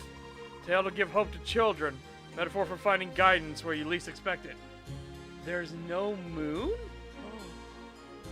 Interesting. I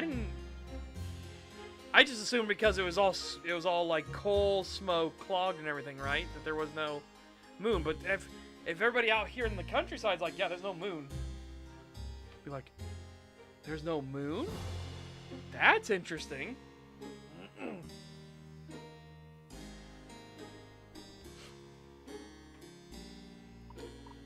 And what if I told you the moon used to be real? Pardon me?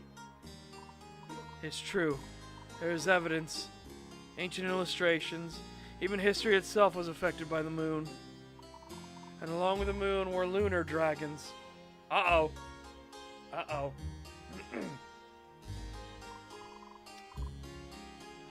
What if the pale dragons are actually lunar dragons? Ooh.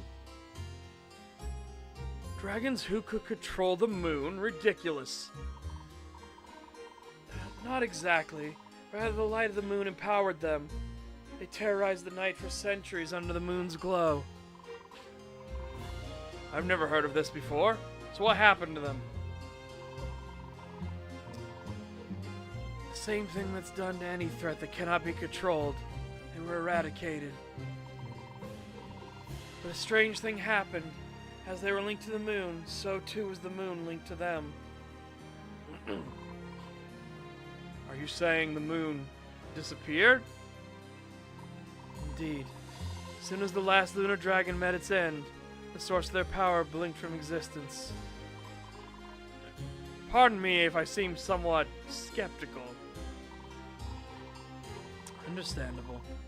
However, you must realize, dragons are linked to natural phenomena, for good and for ill. Blaze dragons and fire, winter dragons with ice, miasma dragons with poison and death itself. Zephyr dragons, rust dragons, thunder dragons, all magically attuned to something naturally occurring. The very existence of those dragons allows each phenomena to remain in our world. They are interconnected. Now tell me, Mr. Noxley, what do you believe would happen if all of the miasma dragons would disappear? If you're telling me nobody would be able to die, or nothing would be able to die and decay and there'd be no natural cycle, holy shit. The universe would be fucked.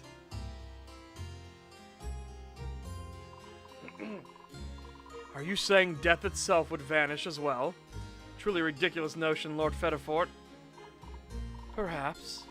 And yet, there are some who believe this. They seek to eradicate the miasma dragons, to end the notion of death. This cult, they call themselves the Sunbearers. You said there is historical precedent for this fanciful theory. Indeed. Without the moon's influence, the seas became calm, and the age of oceanic exploration began in earnest. Yeah, so the tides are fucked. So it's all stagnant water everywhere. Besides currents and stuff. Oh, fuck. It's the beginning of what one could call modern history. All thanks to the extinction of the lunar dragons. And what does this have to do with me? It's meant to be a warning, well. As you may have gathered, I have little contact with the world outside these walls. That includes the mining operation. Surely you notice a strange energy amongst my staff, Noxley.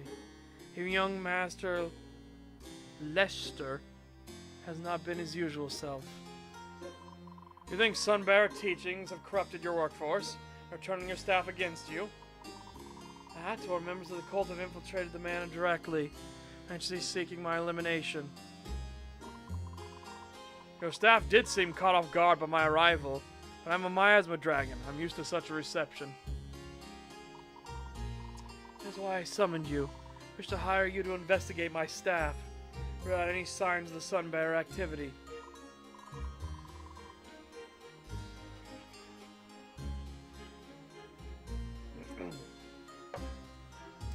Is that so? Won't I draw attention being the target of their conceptual ire? You may.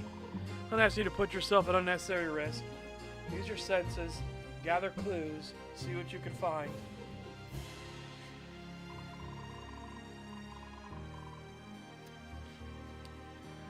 Know that I believe this entire venture is quite unbelievable.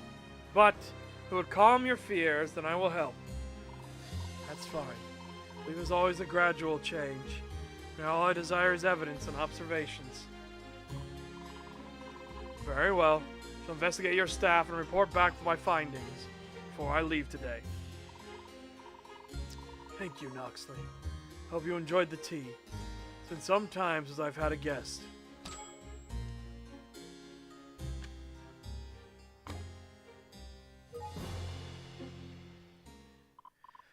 Well, it's been a pleasure, Lord Fetterfort.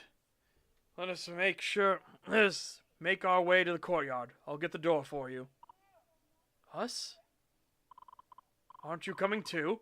There's a crowd waiting to meet you outside. A small one, granted, but... No, I would never do that. You may take your leave without me. I'm staying here. Henri insisted that Fetterford was making an appearance. Has he changed his mind? Or was that a lie? Oh, it was a fucking lie, obviously. As you wish. I shall return in an hour or so with my findings. Noxley. Dude. He looked freaked. He looked freaked. Are you kidding me? Noxley, come on. Come on.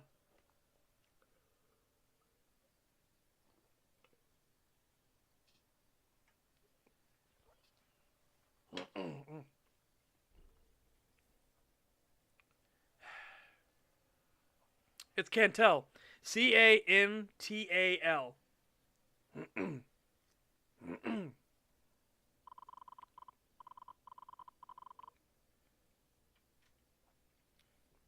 He disappeared into the back corner again. Come to think of it, he was hiding back there when Henri entered earlier. Poor fellow. Truly consumed by paranoia. As my investigation will calm his fears, at least briefly. No, you're going to confirm everything, he said. Wait, where'd she go?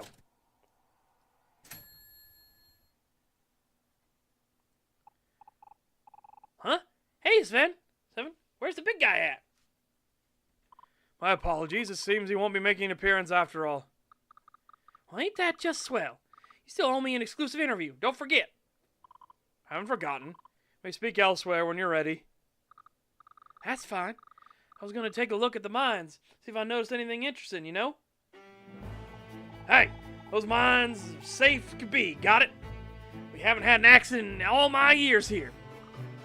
Oh, really? So, you won't mind me having a peep inside, handsome? Who are you anyway? Hildy Hookwell, reporter for the Rivulet Gazette. And I ain't leaving till I get myself a story. Got that? Well, nobody's going to the mines without the lantern anyway. It's too dark to see without it. So, fork it over. I'll bring it right back. That's the thing. It walked off this morning. I ain't been able to find it for a few hours yet. You think someone took your lantern? Why? Probably one of you dragons who loves playing with fire. Nobody goes up there till I get it back. Closed off the mine gate. Around the mine to be sure. Don't need no trespasser stumbling in there in the dark. So mines are closed off from the estate interior. Tell me, what's so special about this lantern? Because it's my lantern. Extra large, extra bright. Lets me see all sorts of things the other workers might miss. I see. And you only have one? It's the only one that's prepped. I always have it ready. Staff here knows better than to use it without asking. We shut off all the electrical lighting in the mines on the weekends since there's no active digging operation going on. So if you want to see the mines at all, you'll need a lantern. It's pitch black inside without a light source. Some kind of detective, right? Why don't you detect where it went off to? Especially me, got it? Would you, Mr. Noxley? I think it'd be a huge help. Huge help.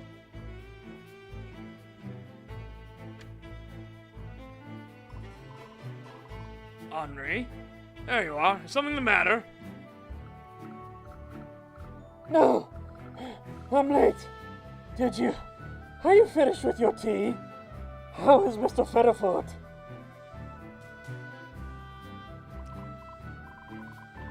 Lord Fetterford was fine. He asked me to have a look around and then speak with him again this afternoon. Again? Yes, I see. He also expressed no desire to come out and address the crowd, despite what you had promised everyone. What I promised? What I promised, yes. Apologies. I was mistaken. Bullshit. Bullshit. Noxley, come on. Come on, Noxley, come on! I feel like there's something strange going on here. Take your mask off. Well, no matter. Shall we pick up where we left off? You may continue to accompany me around the grounds. Yes, of course. Yeah. Henri is super fucking sus right now. Super fucking sus. I don't think this is Henri at all. Hang on, you're not going anywhere, Henri. I need you to go back to watch at the gate. Norman's slacking again. Oh man, that's right. I was supposed to fetch something from the workshop for Norman. It was like an hour ago. Go finish your chores and send Norman back to the gate when you see him. Then he can have Henri back. Oh, she's here. Well, I'm going to see if I can find me a lantern. Noxley, don't forget, interview. Quite a few favors being asked of me today. Well, I suppose I'll begin my investigation right here.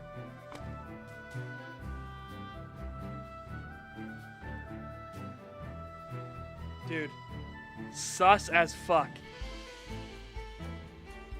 Sus as fuck right now. Take your mask off. I have a feeling it's Davy. You know what I mean? I remember Davy having a lot more of like assertive poses, right? Mr. Stoker, Miss Clementine, you come to the manor often on weekends? I'm up here on Salt Day to help clean up the work site, check on things when most of the miners have gone home. Oh, Rocky worked so hard. I thought I'd surprise him with lunch this time. We just finished while you were inside. Nev, did you take a carriage from the city to get here? Did you need an invitation to get through the gate? Stop prying. It's none of your business how she got here. You're right, I apologize. Merely trying to get an idea about the logistics of people who come and go here. Miners that don't live in the commons all live in the village at the foot of the mountain, and they walk. I see. I take it the gate is open on work day so the workers can file in without delay? Nope. Queue up, and whoever's at the gate checks them in one at a time. Usually Norman. Those are Fedifort's orders. Oh, except for us, of course. Mr. Buford just waves me and Rocky right inside. He knows my face by now. Nev, darling, it's not any of his business. Well, I know, but... Oh, Rocky and Nev can pass freely more or less. Just wonder if they can extend that privilege to other guests.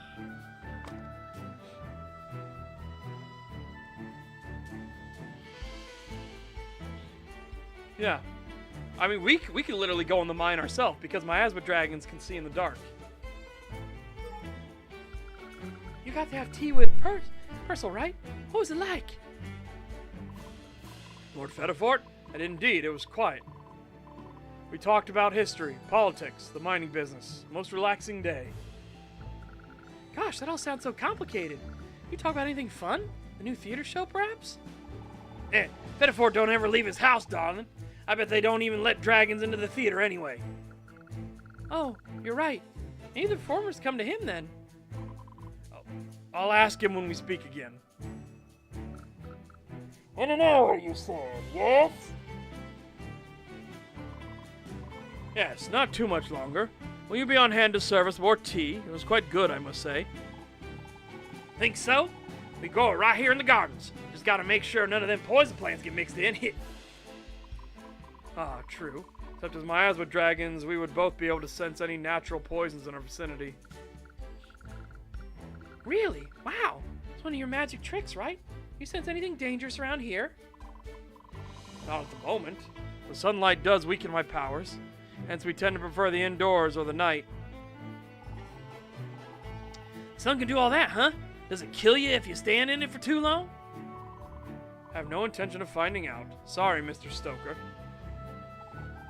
I didn't mean it like that. Dragons. That almost sounded sincere. Perhaps a little more understanding of dragons is what Mr. Stoker needs. On the path to the common area, go off the road and reach the gardens from here. I want to check the gardens first. Gardens first. You're right. Been snipped.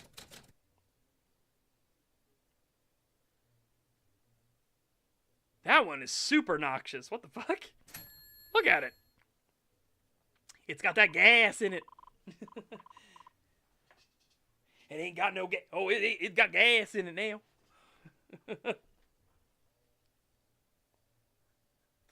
No one is here. Chuckles must be elsewhere.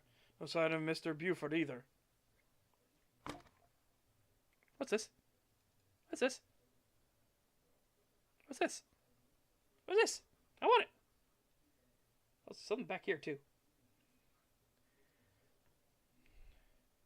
Oh, we can't stay here. Alright, fine. Oh. Well, that's okay because my IBS kicked in. Hold on. I will be right back, chat. BRB.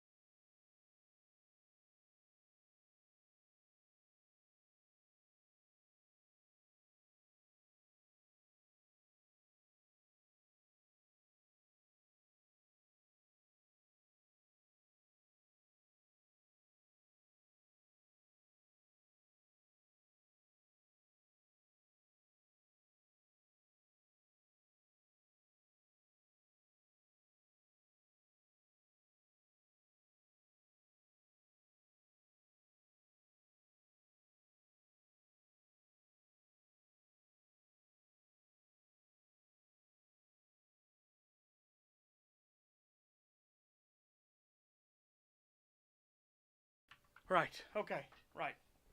Right. I'm back. Ooh. Alright.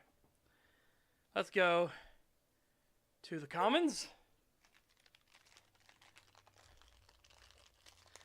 Okay, so we've confirmed that 2 fur dots, the upper right corner. Yep, got him. Green scarf with blue eyes. Yep, so KV is here properly with them. I feel like it might be Davy is the bad one, right? Or maybe Mavie. That would be a surprise twist. Sorry, I was trying to get my Rice Krispie treat out. Rice Krispie treat.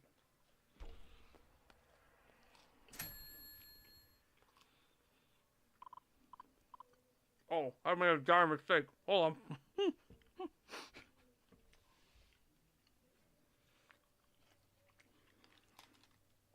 Please hold. I have made a dire mistake.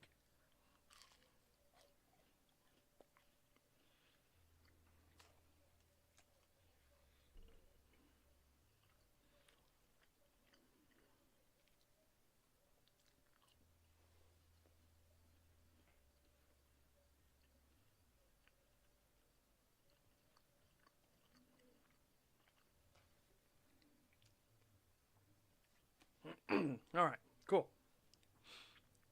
Miss Hookwell and KV. KV, you got it right. Hello again, Mr. Noxley. Seems the weather is about to turn for the worse. Oh, I'm ready for that interview if you have a moment. In exchange, I'm looking for information of my own. Shoot, you don't have to tell me twice, handsome. Let's swap notes. Can I watch? Ah, KV. Where are your siblings? Mavie and Davy, was it? Davy's sleeping. Maybe. I don't know. Sleeping. I see. Would you give us a minute? Let him stick around. I don't think it'll hurt anything. I like to feel included, you know? Very well. Where shall we begin? Is it important? I want to help.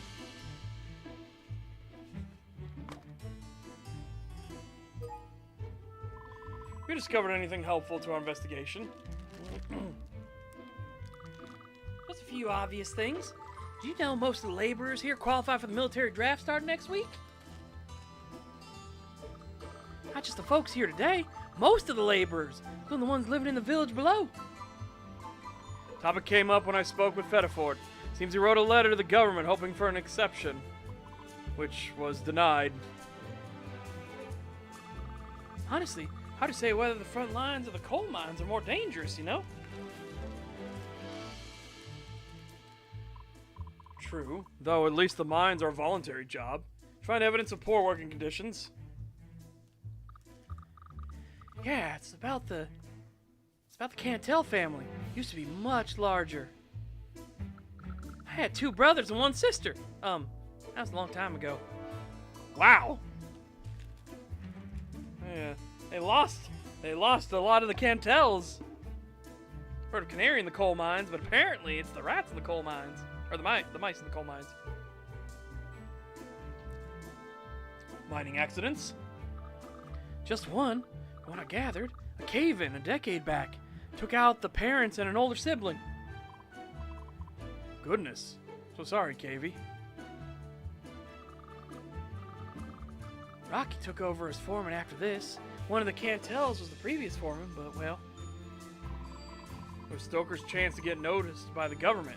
Was he affiliated with the mines before this point? No idea. Only direction I got from the Cantels. Anything official, Pettiford probably has locked up inside.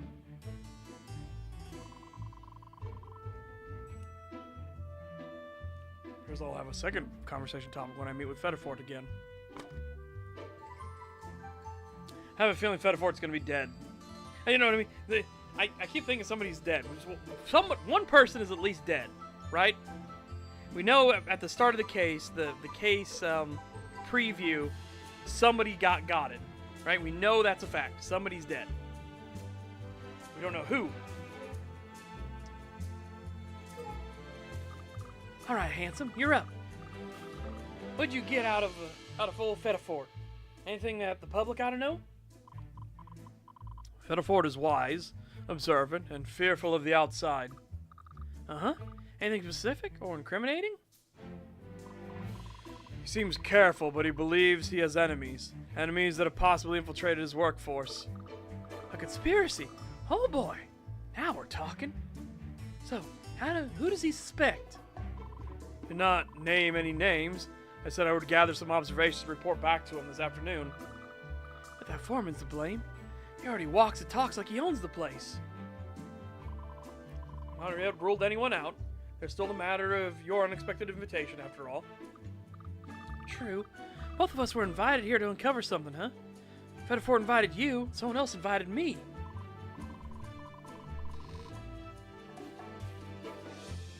No, we've seen what the echoes look like, remember? We've seen what death echoes look like. They're pretty fucking wild looking. That's right. We should meet again once more before I depart for the day, after my next meeting with Fettifort. You got it. Try and find out more about any, accidents in the mines. Anything on paper would be nice. Maybe Henry? He likes paper. True, Henry handles the correspondence, but would he really be that careless? Any luck finding a lantern, Miss Hookwell? Nope. I must have the spares locked up somewhere. Haven't seen Rocky's special one anywhere either.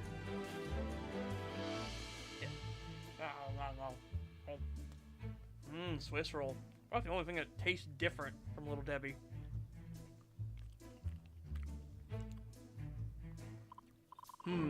Perhaps some member of the staff could help. Mr. Lestrade might know something too.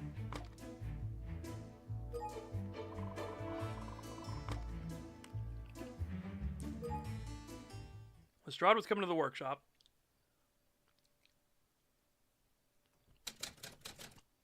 Technically, we're outside the workshop.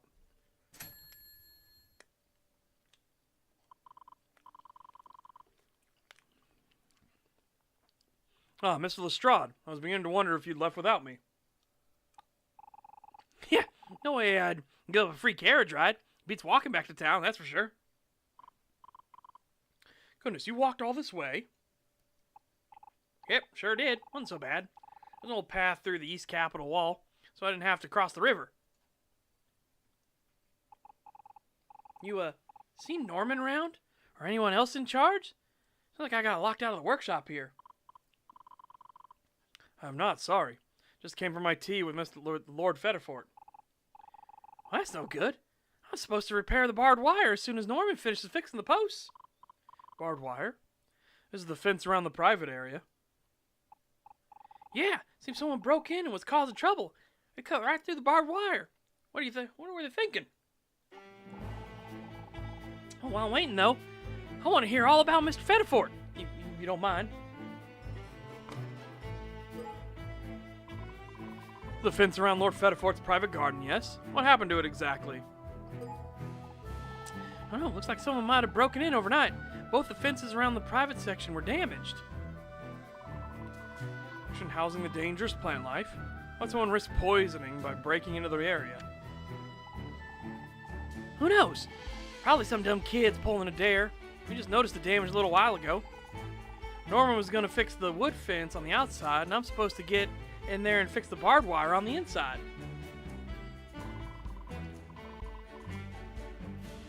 Someone need access to the poisoned plants. Better make a note of that just in case.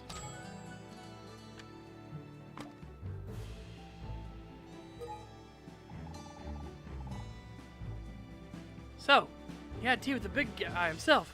What's he like? It was enlightening. Spoke of history, among other things. Were you aware Lord Fettifort is a miasma dragon as well? Wait, for real? I had no idea. He keeps it a secret. Because, maybe some people might not want to take orders from him if they knew. I understand what you're saying. Truthfully, he seems to be rather distant from the operations of the mine and the manor.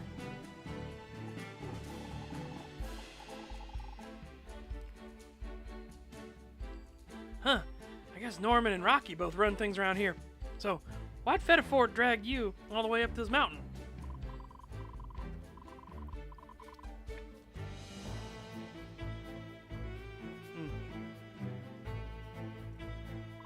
Shit, I meant to read that out, but that's fair. Fettifort is an old soul, lost in a world that resents him. Some company is all he needed, it seems. Or saw my name in lithograph drawing in the papers and was eager to meet with a fellow miasma dragon. That's all. Oh, that's sweet. I don't see too many hyenas around Rivulet either, you know? So I kind of get what he's feeling. True. Did your family hail from the Empire originally? Yep. Word is my grandparents came over the original border during the Revolution and kind of slipped into Rivulet. They settled in, then the borders were closed off, and, well, here we are. So I guess we kind of don't belong.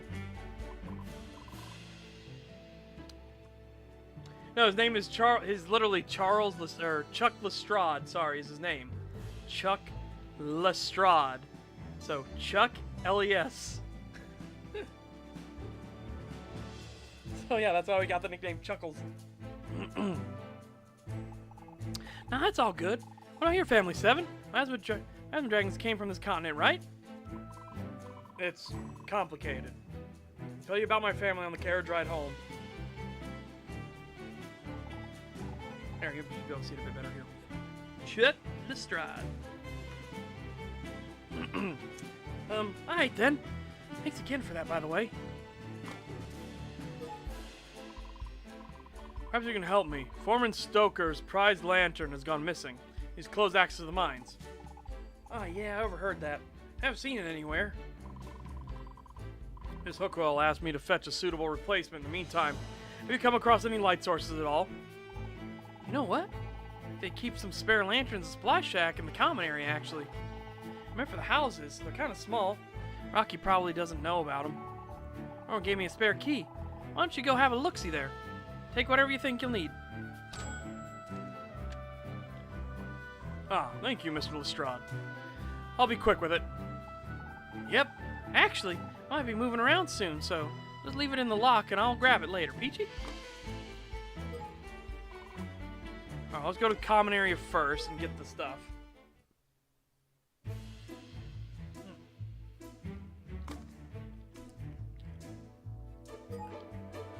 I have a key to the storage closet by the cabins. Chuckles believes there may be a spare house lantern inside. Now we're in business. Let's take a look. Here we are. One of the civilian lanterns. Should do in a pinch.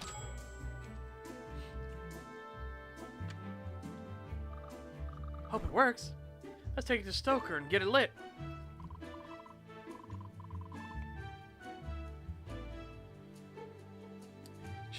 Chuckles said to leave the key for him. Take no responsibility if anything gets stolen today.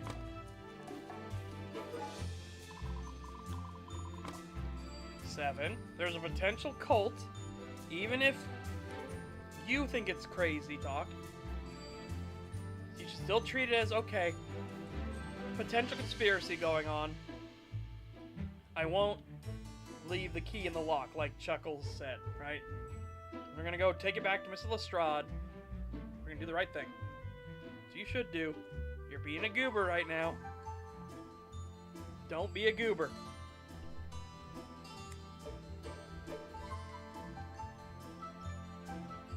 I have a feeling something important is gonna go missing, right? There's the courtyard.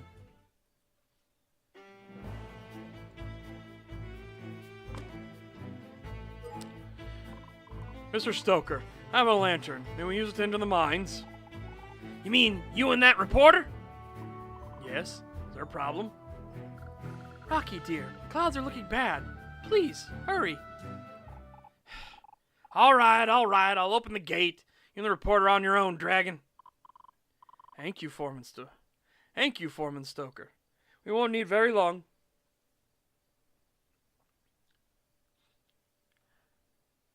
Well, we found one person. Probably dead, but I don't see like a death echo here. Norm? Hey, what are you doing? Mr. Buford. What? Someone help him up! But we don't have a death echo. Uh-oh. He's dead. I can see that. Come on and help me drag him out of this mess. Not just yet. What's the matter with you? I need to investigate before the rain washes away any important clues. I knew it. A cave-in at the Fetterfort Mines. It's gonna be the biggest story of the week. It could be a cave-in, or it could be something more. I feel it's my duty to investigate. Whose authority is that? Rivulet government may not outrank you, but I still have a duty to serve the citizens. Why? Think this is a crime scene now? Answer me this, Mr. Stoker. Did you lend the key to the mine gate to Mr. Beaufort today? Nope, sure didn't. Aw, heck. What is it, Rocky? The place was locked off. I have the only key. Dragon's gonna try to pin this on me, ain't he? It was an accident. You're responsible for the unsafe conditions of the mine. But if it was a murder, you're the only person who could have accessed the crime scene. Either way, Mr. Stoker, I would advise giving me your full cooperation until the police arrive.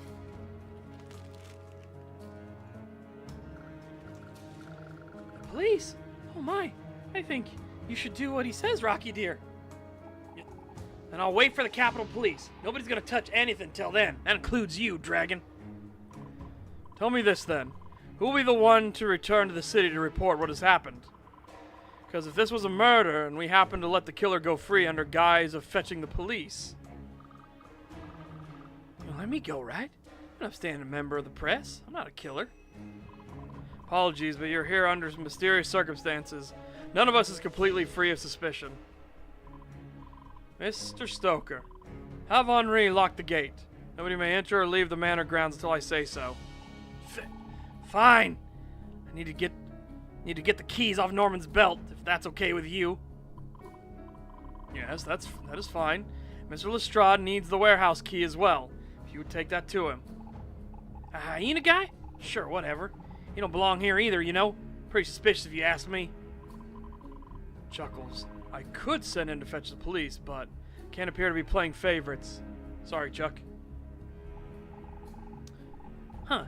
You don't have the workshop keys on him. I think he's gonna have to wait. Workshop is locked, but Beaufort doesn't have the keys? How strange. Very well. I'll be exercising my full legal right to investigate the grounds and the people here, and the body. You could leave the key to the mining area gate with me. That way I could close the area off to prevent any tampering. Sound like you've done this before. Come on, Nev, let's get out of the rain. I want to help Mr. Noxley if I can. Rocky's been so mean to you. We're going to make it up to you. Please, let me help. Fine. Enjoy the rain. I'm going to be at the courtyard in the meantime. Got some investigating of my own to do. As long as somebody accompanies you, so you do not attempt to leave the manor grounds. I'll keep an eye on him. Who's going to tell old Fetterfort, though? Guess it'll be you or Henri, huh? I'm due to speak with him again soon. I will notify him then. Fine. Just don't go accusing people behind our backs. Not till we know what's really going on. I'm going to bank on this being an accident. Start on my draft. Beloved gardener killed by own creation. But he was killed at the mines, not the garden. That's why it's called a draft, honey. I'll workshop it some more. Then I'm going to sweet-talk Rocky into letting me go back to town. You can't hold Hildy Hookwell hostage forever, you know. Oh, poor Mr. Beaufort. He was always so sweet to me. What do you think we do first, Mr. Noxley? Generally, I'll use my draconic senses to search the scene of the incident, and anything else of note. I have a feeling some of the answers may lie outside of the immediate area. I need to explore away from the mines. I also feel like Miss Hookwell knows more than she lets on. I should pry her for further clues while I can. Okay.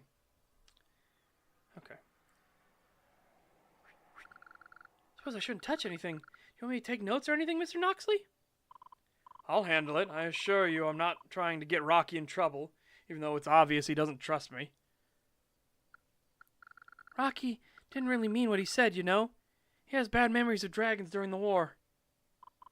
Dragons fighting for Rivulet, or for the Empire. Never mind, that's neither here nor there. Let's get started before the rain picks up. And again, we have no idea if the Empire is evil or wicked or bad or anything. We have no clue. All we have is one side's words for it, right? Which is the Rivulet government. And the Rivulet government has shown that it's very authoritarian. So, can you trust it? Okay, mining tools, crane hook, red cable.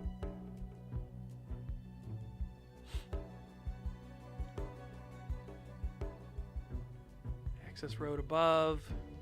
Check the access road first. One cliff runs behind the mine and manor. Sheer cliff seems nearly impossible to scale on foot.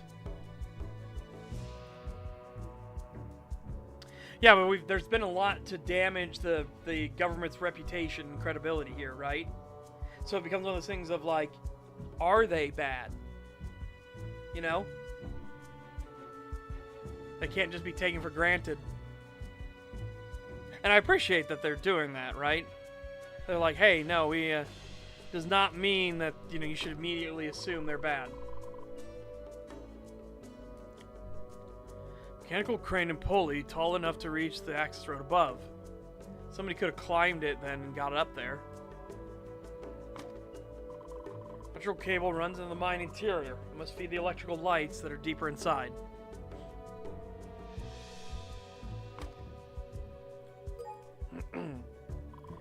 Must be some sort of tools the miners use.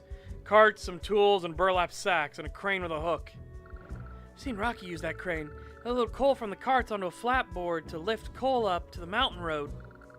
And the palace sends big carts to pick up loads of coal for their electricity generators around the district. Ah, I see you're familiar with the palace district as well. Streaks of something red on the minecart. I don't believe it's blood, but I'm not entirely sure. Goodness, it could be anything, I suppose. It's a fine, pigmented material. Perhaps someone familiar with construction could identify it. So that'd be Lestrade. Wait, why is it locked? Do we have a time limit?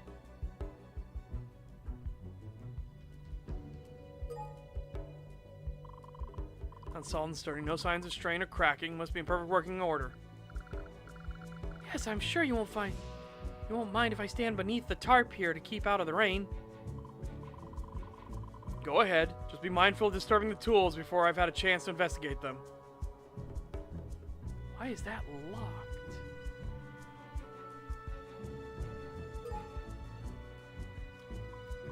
The inside of this cart has been thoroughly splashed with fresh water. Light rain falling could not have done this. Miners used the pump on the side to wash their tools. You think someone was trying to hide a clue? Potentially. No mining work should have been happening today. Must imagine someone was trying to rinse something out. Been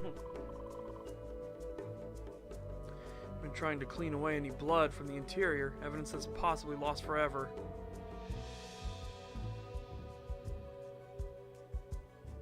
Okay. Right, I guess that's a new mechanic they're trying to introduce to us. Small prints of coal dust all over the rope here. This mechanism is used by the miners quite frequently. Yes, I can use that crane at least once a week. I always tell him that he needs to wash his hands and his face. So Foreman Stoker is familiar with this device. Could he have used it to move the body, perhaps? Likely not. The crane does not turn far. Does not appear to reach outside of the mine area. It reaches to the access road. Said before. Few miscellaneous tools are leaning against the base of the platform structure. They're beginning to feel wet with rain. Tell us we're cleaning up the site today, right? I guess they forgot to put these things away again. Could any of the tools be missing? Does look like there's a bare spot on the base of the structure here.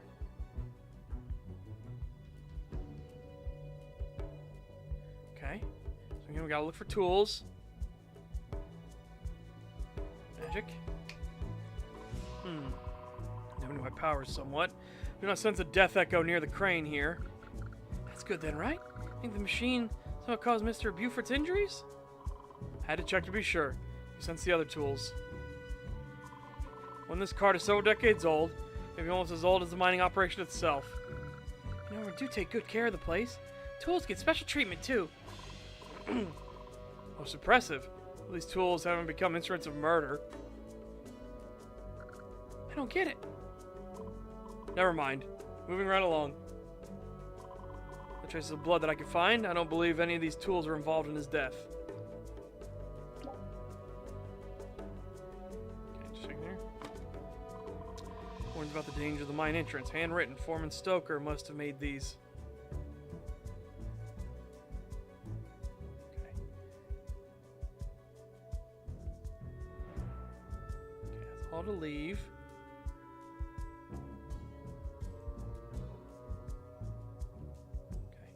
I remember we had that one where we had a clue that was an unexpected spot. All right, look. Buford, flat on his stomach against the ground, limbs spread out to all sides, face at an angle. Poor Mr. Buford. Difficult to imagine something like this happening. I must say, you're taking this rather well. Most people have much more colorful reactions to seeing a corpse.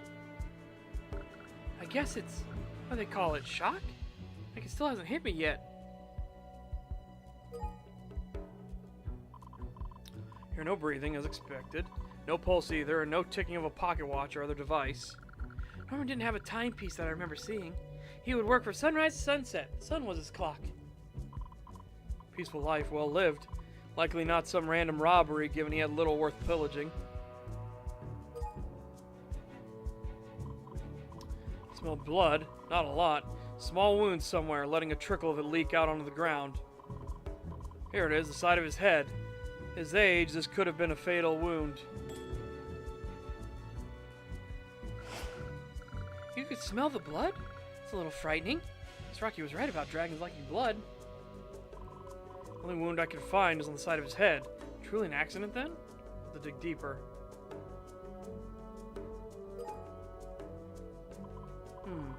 Metallic taste on his fingertips. Something he was working with before his death. Something metal? What could it be? I don't see anything like that around here. Rust could be from any amount of metal equipment. I should see if I can find a specific source. Clothes still, slightly warm. No signs of rigor mortis yet. He's not been dead for very long. Poor Mr. Buford. We were faster. Do you think we could have helped him in time? It's hard to say. Death may have been instantaneous. Let us concentrate on the facts and not fantasies. Right, of course. He was likely killed while I was having tea with Lord Fettifort around noontime. Wish I had more chances to get to know him.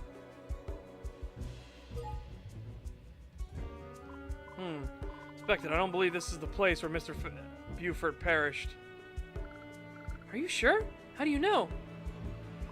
I was tempted to sense Mr. Buford's death echo. It's a magical feeling on the spot where his life ended. However, even inside the entrance out of the sun's light, I cannot sense an echo anywhere close by. That means he wasn't killed in the mines? Miss Rocky can go free! It's not so simple.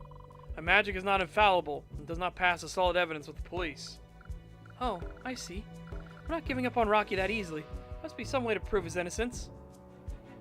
Okay, we need to leave the mine area. Clementine, I'm going to lock the gate while I have a look around elsewhere within the manor grounds. All right.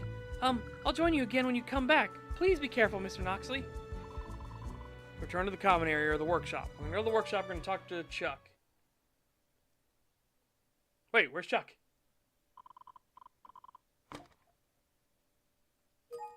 Chuck, where are you? Oh, he probably went to go to the commons to go get the key, right? Oh, Davy's missing still.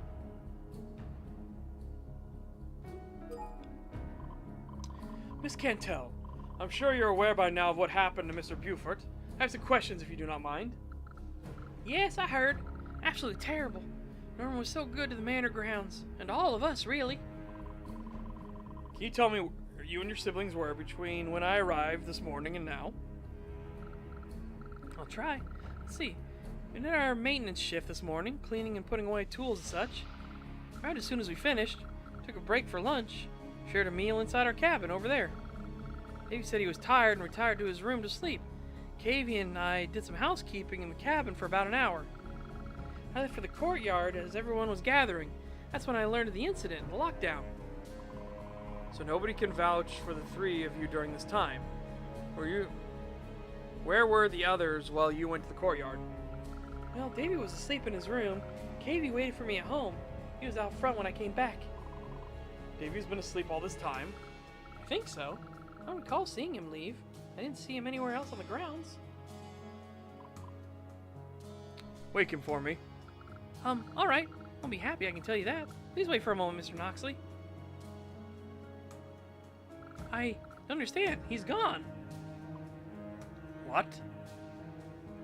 Cavey, did you see where your brother went? Davy? Nope. Sorry, Mr. Noxley. Cavey does not tell lies, though. We were brought up better than that. Suspicious and potentially troubling. See Davy again. Please tell him to come speak to me. Davy, I think, because I think Davy is the cultist, right? And he killed Henri to get closer to Fedefort. And maybe Buford found out. Because again, Davy or Henri are missing right now. Because I can confirm based off of the eyes and everything like that, the eyes, the fur pattern and everything, that this is in fact Mavie and Cavey, right? I'm not saying he's guilty of everything, but if he has somehow escaped the grounds, he will look guilty to the others. Mavie and Cavey aren't without suspicion, being they are each other's alibi. Davy, however, I feel like I barely know him.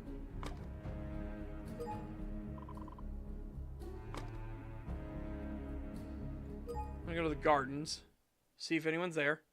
Yeah, Lestrade's here. Cool. Let me talk to Lestrade. Fedefort Estate grounds. Mr. Lestrade is still working. Probably someone has told him about Bufort's passing. Mr. Lestrade? Chuckles. I know what you're gonna say. I don't much want to talk about it, okay? I just need to finish this work before somebody else gets hurt. Can't let that happen. Very well. Take as much time as you need. I know it's painful to think about, but I have a job to do, and I need your help, Mr. Lestrade. I gotta figure out what happened to Norman. I know I say it every time, but if anyone can do it... That's right. I was with Lord Fedefort from noon until an hour passed. Did you notice anything unusual in that time? Yeah. Sorry. At noon we just finished painting the wood fence red. Norm was fencing the posts over there. Sent me to close the paint can and clean up the brushes, then get some wire from the workshop. When I finished with the paint, I got distracted and went to the courtyard with everyone else. I didn't want to miss out. Right. The supposed meet and greet with Lord Fedefort in the courtyard. You were there for the entire hour? Yeah, with the other visitors. It's around the corner of the house, so you can't see the gardens from here. If Norman needed me, he'd have to come and look for me. Do you think that's why he went to the mines? I'm not certain yet. We'll know before long. So the last place you saw Buford was the gardens here? Yeah, it had to be. We're working on fixing the fences all day. Nobody paid us any mind except you and Henri. If you notice anything strange, usual behavior from Mr. Buford, or any of the other staff. I guess Norman was more quiet than usual, like he was thinking about something. We were on opposite ends, though. Of the garden? Yeah, painting the bars red while Norman was fixing a couple of the older posts across from me. Other than that, the workshop was locked when you ran into me earlier, so I decided to come back and wait in the gardens. Because Norman wasn't around. Think anything of it. When I came back to get the wire, the workshop was unlocked. Someone unlocked it for you? Stoker remarked that Buford wasn't carrying the keys when he found his body. Someone had to, I guess. I just know I came back and the door to the workshop was unlocked again. Someone locked and then unlocked the warehouse when Chuckles wasn't around. Was it deliberately done in secret?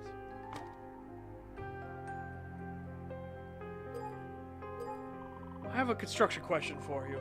Found this fine powdery red material on the side of one of the mine carts. It's like old clay brick. Kind they use when they can't get good stone. Rubs off real easy. Old bricks. Do you happen to know the source? Look around us, Seven. See that big wall that goes around the garden and against the back of the house? Oh, of course. Must be as old as the house itself. It's the same material then. Yep. Like it's being left out in the sun and rain and whatever else. Probably crumbling a bit on the outside. Well, the cart brushed against the wall with enough force to pick up a streak of red along the side. I just lost control of one and it went skidding down the hill and rammed up against the wall. Possibly. This card is proving pivotal to my investigation. Can't overlook any detail, no matter how minor. What if the cart cracked him in the head, right? The cart cracked him in the head, and then it hit a wall because it was going so fast, like somebody shoved it. Happy to help with something under my umbrella of expertise. Notice anything on the wall, I'll let you know.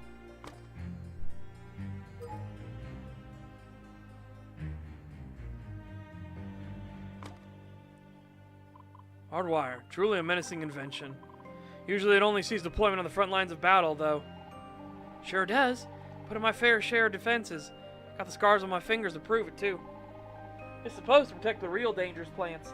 Wire's real sharp. Pretty tough to break.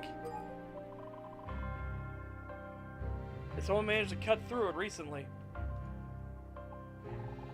Yep. It'd take a heck of a tool to break through, military grade even. Heck of a tool to break through, military grade even. Makes it pretty tricky to repair, too. We have to find a connect. I see. This break happened before Mr. Buford's incident, though. I've yet to find a connection between the two. I continue your repairs, and please be careful. Good. The sooner I get this fence repaired, the less I have to worry about someone poisoning themselves.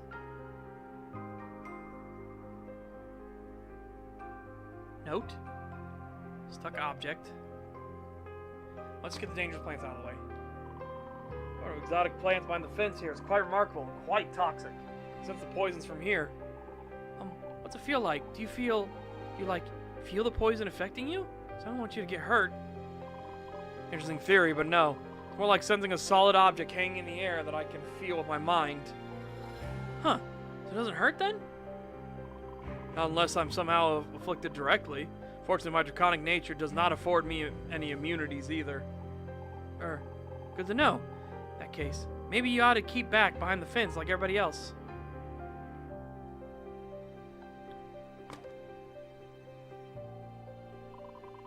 Some sort of tool protruding from the ground here. Handles at an angle in the grass. Yeah, I almost missed that. I wanted to see in the grass. Maybe I better take it back. Wait. It's a knife! A knife? It's not yours? No way, I don't like knives. That's been Norman's. Pretty far from the garden. Did you drop it? I don't know. It's pretty clean. It was stuck in the ground at an angle. Almost like he threw it?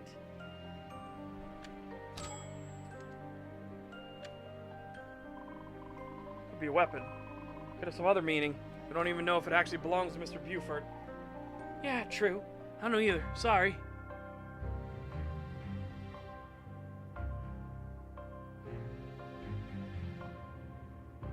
Okay, so you can collect the barbed wire. Anywhere, just making sure. Oh, no, never mind.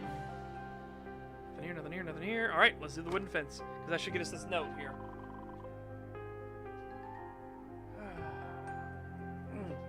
So this is the wooden fence you were painting earlier today. Yep, nice and bright red to signal danger. Careful if you want to lick it. The paint's still wet. I believe I'll pass just this time. I hope the coloration is helpful in keeping out intruders. Seems to end at this post. So this is where you left off? Yeah, Norman was fixing the post. I was supposed to go back and paint over it after he got done with it. Something on the ground here. There's to be a small pile of rusty nails. Oh! What is it? Not the nails so much as what they're resting upon. An unfolded pieces of paper. be my invitation to the manor. Oh, yep, it sure is. Is that important? Norman took my invitation when I arrived this morning, and he used it to hold the nails he removed from the post. Source of evidence of where he was, and when specifically, that he was in this garden until very recently. Yeah, I guess that is important.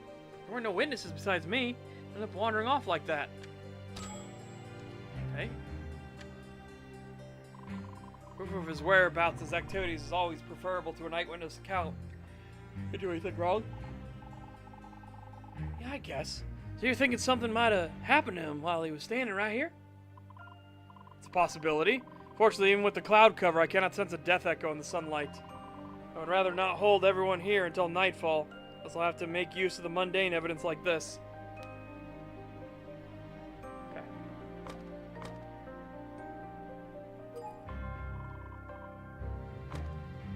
We're gonna go to the workshop. Somebody unlocked it.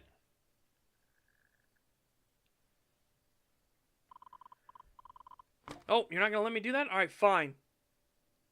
Fine. We'll go to the gardens again then real quick, and then we'll go to...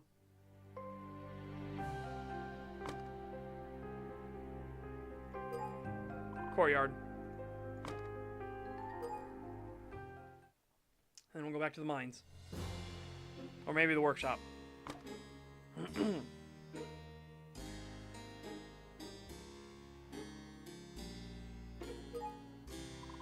Anybody noticed any unexpected behavior from Mr. Buford this afternoon? He returned to his post at the gate. I do not know. Norman did not return to the gate this afternoon, yes? He must have been somewhere else. I didn't notice anything either. He was working on something in the garden, right? Maybe you ought to look around there. Can't tell if he's trying to get rid of me, but it seems Buford did not return to his gate guarding duty. Foreman Stoker, you said you were going to investigate on your own. Have you discovered anything of note? Well, you know, I got to thinking, why should I put my staff on the spot like that? Making enemies, breaking trust. So, you refuse to pressure your staff to maintain your professional relationships, even if a murder is involved. Basically, yeah. But you don't got a stake in the game. So why don't you go around and question everyone for me? He's afraid of the truth. Afraid that someone will say something that doesn't work in his favor. But he's right. I'm an impartial observer. I have little to lose by interrogating the staff about what happened. I talked to him again after I've investigated further.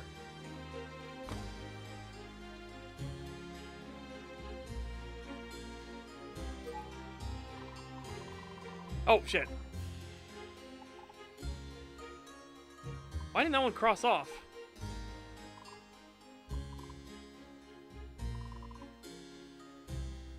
After I've investigated further, right. Mr. Lester, did anyone attempt to enter or leave through the gate during your shift in the guardhouse? Yes and no. No one tried to enter, no. You could check the ground beneath the gate. It is fully dry, yes. I see. If the gate were open at all, the tracks along the ground would have become wet from the rain. But you're saying someone did try to exit? Yes, Hildy demanded to leave. She refused Foreman Stoker's orders, yes. See, again, I don't think this is Henri because he hasn't been doing Yes, yes, no, no. not my orders. Well, regardless, it seems all of our players are still up on the stage.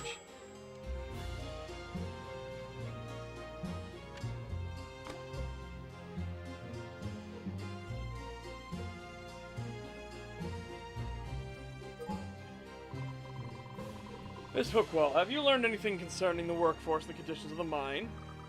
Still working on my notes. I got a lot of books I brought with me.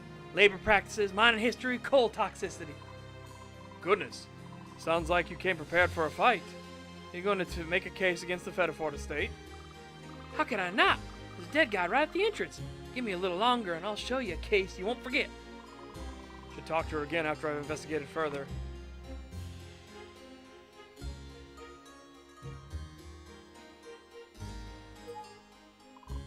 Orman Stoker, you said you were going to investigate on your own. Have you discovered anything of note? Tell me, you done your rounds, right? You notice anything in common with what everyone says? I did, actually. By the staff being scattered about the grounds during the time of the incident. Nobody claims to have seen Buford, or to have noticed anything out of the ordinary. Yep, lack of witnesses. Kind of a shame, really, because I don't have an alibi for that whole time either. The staff were scattered about, working on their own tasks. However, it does present one new key fact. Somebody is potentially lying about their whereabouts, and I'll find out who and why.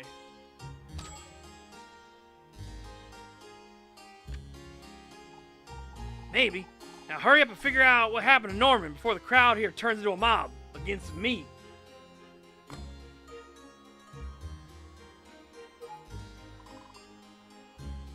Okay. Going to the commons. Gonna go to the workshop and then the mine.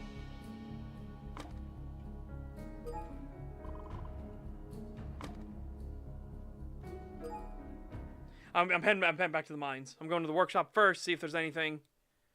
Pops up? Nope. Okay. Let's go to the mines.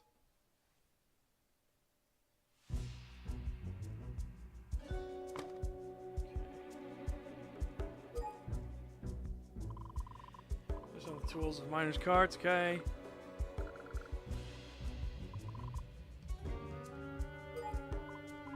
Streaks of something red on the mine carts. I don't believe it's blood, but I'm not entirely sure. Goodness, I mean anything, I suppose.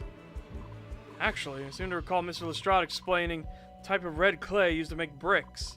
Material is not present within the mines. This cart has been used outside and recently. Red clay, bricks. What can it mean? Now, Miss Clementine, look around you.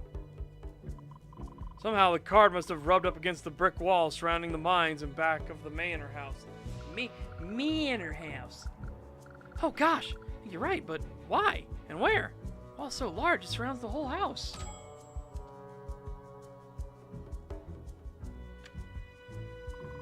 Important question indeed. I believe this demonstrates the cart was used somehow and recently.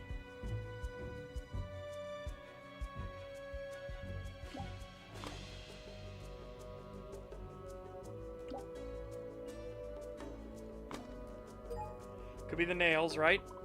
Metallic taste on the fingertips. Ugh!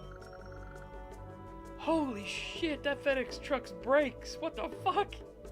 That was an ear-piercing shriek. What the hell?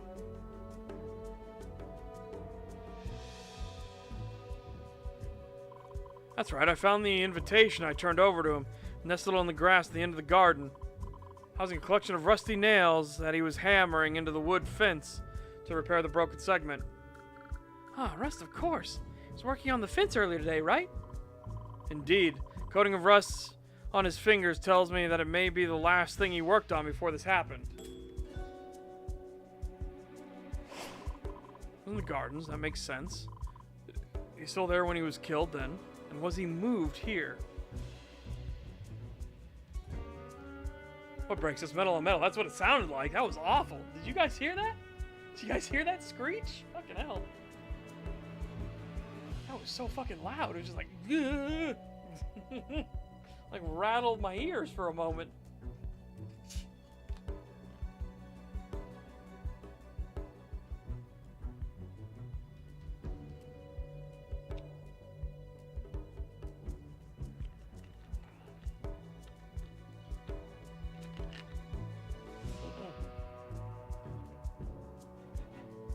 Alright. I don't think we have this one yet. These tools are here. Walk around with it without drawing attention. Several burlap sacks of coal here, as well as a pile of loose coal. Looks like something was removed. Does look like it would be easy to take one of the tools or sacks. That important somehow? Perhaps. Commonality between all my interviews after the discovery was a lack of anything out of place. An employee who somehow entered the area and took something could potentially blend in while carrying a weapon, you see. Appears that these sacks are quite dry, even with the rain falling. They must be used to protect something from moisture. I think they put small pieces of coal in these sacks to feed the generator that runs the mine's lights. Everything missing. A It could be nothing, but I should see if something unusual turns up. Okay. That's everything here.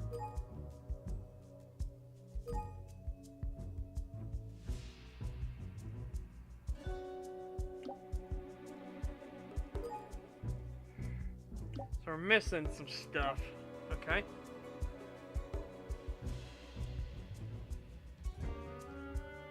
I don't think there's anything else we need at the moment, right? Look, Clementine, I'm going to lock the gate while I have a look around elsewhere within the manor grounds. Alright, I'll join you again when you come back, please. Be careful, Mr. Noxley. Common area of the workshop. Go to the workshop first, again. Now that we know something's missing, are you going to investigate the workshop at all? Really? Really? Go to the commons.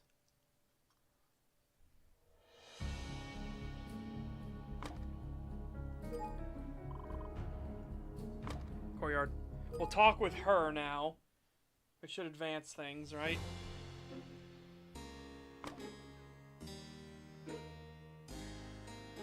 Begin confrontation.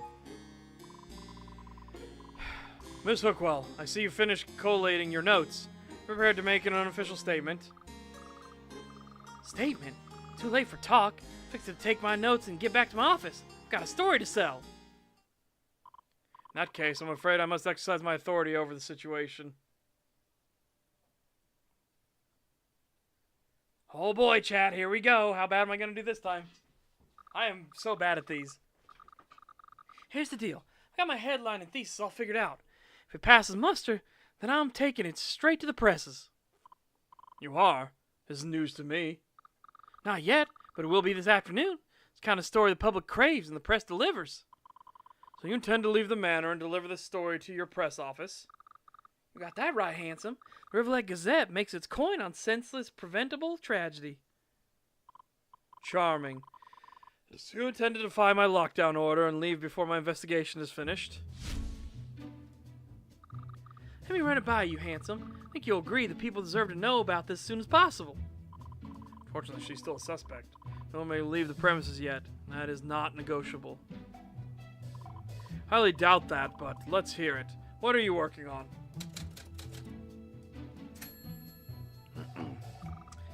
Disaster at the mines. Horror as mine entrance collapses on veteran worker before our eyes. How's that for an attention grabber?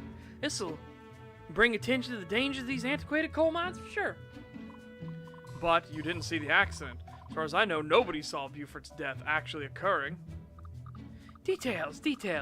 Look, the important thing was we saw the aftermath and the body. The rest writes itself. So she admits it. But I believe the fact that she didn't see Mr. Buford is important, otherwise she would know.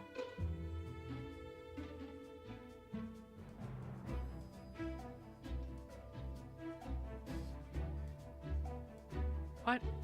Don't you dare. I guarantee you the hint clue is going to get rid of this one. Because fuck me, right?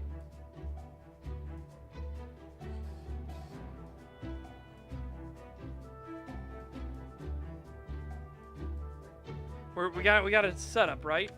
So, okay, yeah, he wasn't working in the mines. That'll be the setup, right? Because we know he was fixing the fence. Let me check my notebook to make sure. Yeah, he's fixing the broken fence. Right? So it'd be this.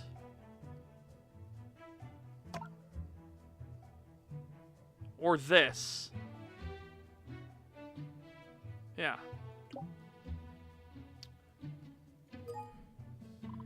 You assert that Mr. Buford was working the mines when he suffered a fatal accident, correct? That's right, handsome. Why else would he be there, huh? And nobody saw him anyplace else. That checks out to me. Unfortunately, I feel that's not entirely the case. The Buford was not working in the mines today. Uh-huh. You say that, but got any proof? He was in the mines. He was mining. End of story. So happens I can prove what he was actually doing today because I found this. I'm gonna do the nails first, and we'll see.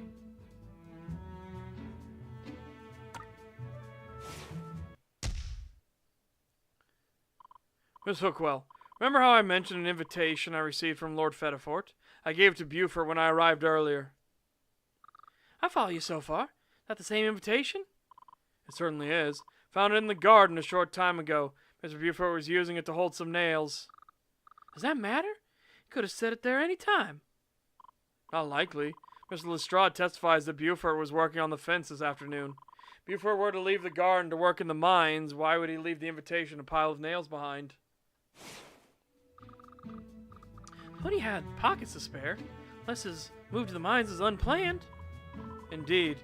He wouldn't have left his other job unfinished just to start working the mines, don't you agree? True. If I was assigned to work on the mines today, he probably would have been better equipped for the job. Alright, Noxley, I see your game. I'm gonna give my headliner a rewrite. But first, I want info from you. Another interview? Fine, I suppose I can spare a moment. Question. True that so-called death dragons appear anytime somebody's about to suffer a fatal incident?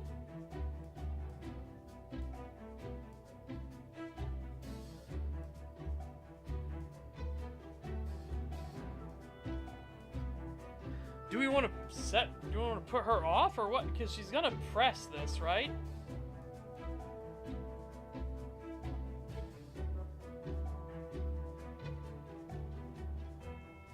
Yeah, I think we're just gonna do this. Try to throw it off. I prefer the term miasma dragon. Please make sure you correct that in your draft. Right. So, take umbrage with the idea of death, but the stench of death is perfectly nuanced? More or less. Some things can't be helped. That fucking nuked us! That nuked us somehow! She was trying to trap me into humiliating myself. Let her get the upper hand again.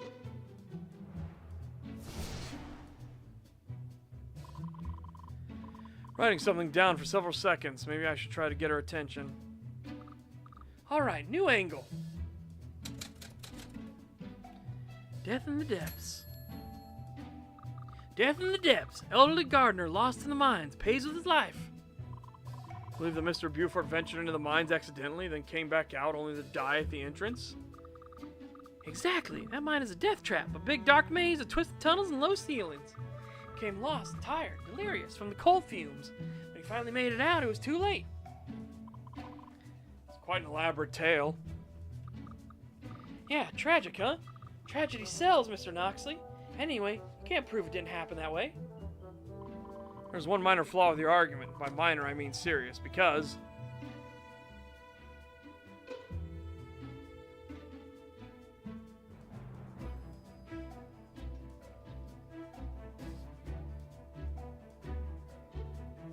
yeah, it would have to be the missing lantern, right? Yeah, so it would have to be this.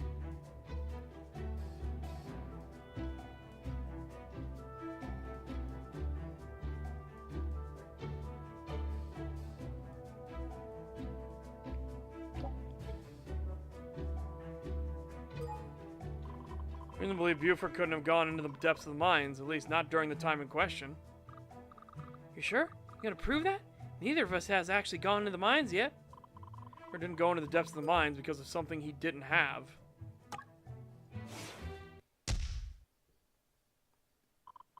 Here's with your tale of Mr. Buford wandering the depths of the mines. Specifically, he couldn't have. Foreman Stoker claimed there was only one lantern prepared for today. It has been missing for some time. Without a light source, Buford could not have been able to go very far into the mines at all. Then clearly Norman was the one who had the lantern all along. Not so. The lantern was not found on his body or at the scene. Foreman Stoker could verify this as well. And being that it is the weekend, the built-in lighting inside the mines was being unused as the operation was closed today. That lantern's turning out to be tricky business. Alright, so maybe Norman didn't blunder into a dark mine. But that's A-okay with me. There are more than enough dangers in the interest of the mines, and clearly. Even if Norman didn't go into the mines, it's obvious that something happened to him, something deadly. She's still not giving up. She wants the mining operation to take the blame for what happened, accident or otherwise.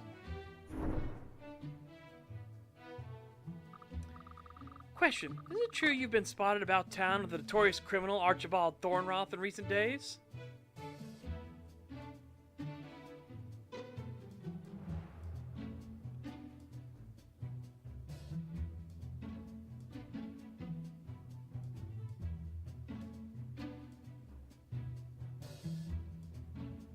I think we should we just correct her?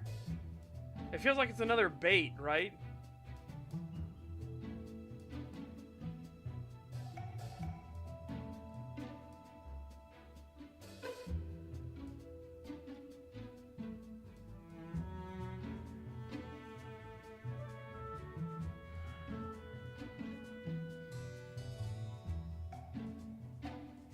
Hers I don't like because they're so, like, I don't know, like, anything that's gonna do this. Somehow worse than the other ones. I know. I don't like this. I don't like this at all. Where's Mouse? Mouse was really good at this. Mouse was really, really good at this. Last time, he got all the, like, correct ones.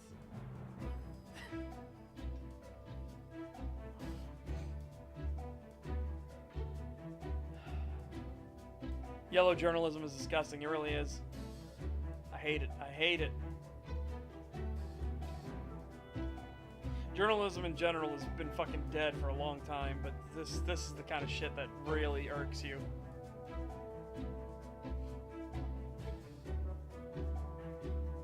It's kind of the whole thing where, like, people thought Ronald Reagan had trickle-down economics and shit like that. It's like, that's not what Reagan was doing at all.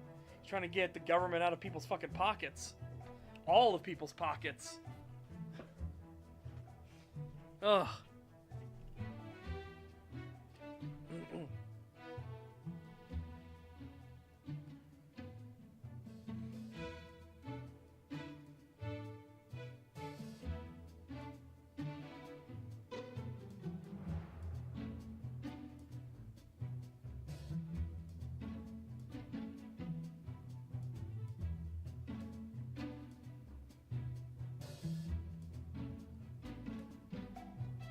This is the kind of shit that annoys me, right? Because, like, okay, what do you want me to do here? Like, how?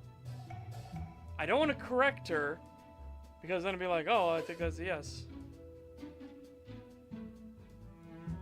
I think I should probably just deny. Again, we didn't do anything. We investigated him. We don't have ties to it, so, yeah, I'll just say that. I have no ties to the Thornroth family, past or present. Afraid I cannot be the source you're looking for. Uh-huh. There's been some other handsome green fellow who was spotted following him around town last week, huh? Must be. Oh, I saw through that lie, but I'm not going to back down. There's too much at stake. Again, you don't have ties to him. You investigated him. That's different. She's doing it again. Her spirit is strong, I must admit. Let's see what kind of story she comes up with next. It's so obvious. I've been trying to make hay out of Norman's activities today, when I should be focusing on the accident itself. Once in a lifetime. Local reporter on hand to witness mine's first fatal accident in over a decade. There, how's that? I see. Playing up the coincidence angle, are you? And with good reason. People ask, is it a cover-up? Are the government's safety standards slipping? Only I can find the truth. I have a credible witness on hand to watch this whole thing play out. Could be the start of something big, I tell you. Only a work coincidence that hadn't cost a man his life. I can tell you're impressed. I'll take any questions you may have now. Very well. I have a question for you.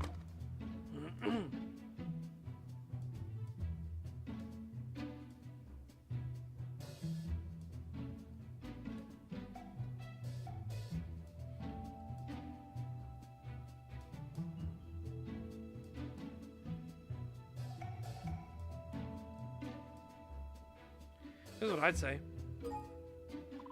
Are you admitting to witnessing the moment of Buford's demise? Or even the incident that caused the fatal injury? Don't be silly, handsome. We actually saw the moment, but a gal like me knows how to put two and two together, see? So you've done this kind of speculating before? Sure have, handsome. Open and shut. And I just happened to be on the scene, able to see it for myself minutes later. What? How?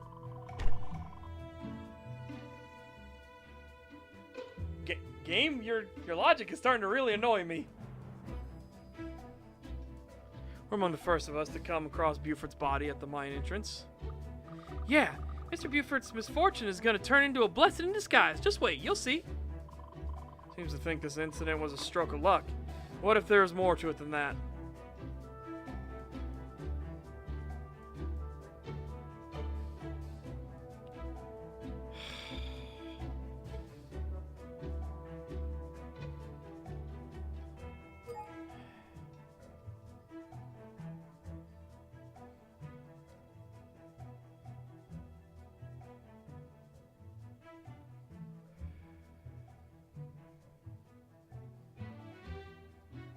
gonna say the invitation. Indulge me for a moment, Miss Hookwell. What if Buford's incident was designed to have witnesses? Come again? Think I'm being set up? Not exactly, but you were correct about one thing. This was a once-in-a-lifetime incident to experience.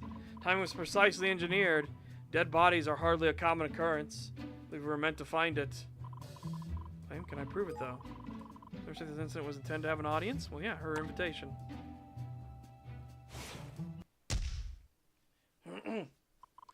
Miss Hookwell, fortunately, I don't believe this is a mere coincidence. You yourself are the reason why. Me? Oh, no. I'm not letting you smear my good name in this. I had nothing to do with Norman's death. Not directly, but also it's no coincidence you were here. Remember when you showed me your invitation? Did not pass Lord Fettifort's eyes, as far as we know. Now, why would a reporter be invited to a manor in secret? Someone wanted to anonymously draw the attention of the press. Doesn't change the fact that a man is dead, Noxley. Does it, though? A once-in-a-decade accident on the same day a reporter is on the scene specifically to investigate safety. Hey, take the wind out of these sails, handsome. Are you saying I was being set up all along? I'm saying someone promised you a story and upheld that promise. Surely you must agree that this is all too suspicious. Still say there's room for doubt. Let me just switch a few words around and I'll make you see it my way, handsome. Question, Mr. Noxley. Is it true that you were reported to have threatened a police officer into silence?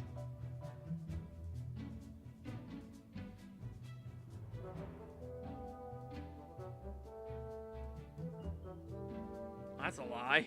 That's a big fucking lie.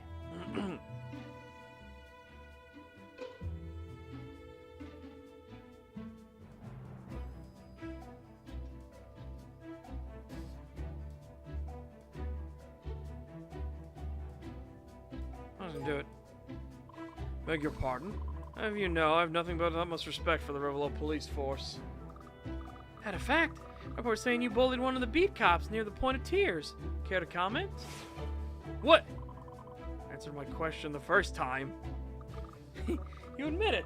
That's what we like to see. Of course it's going in my report as well. What the fuck?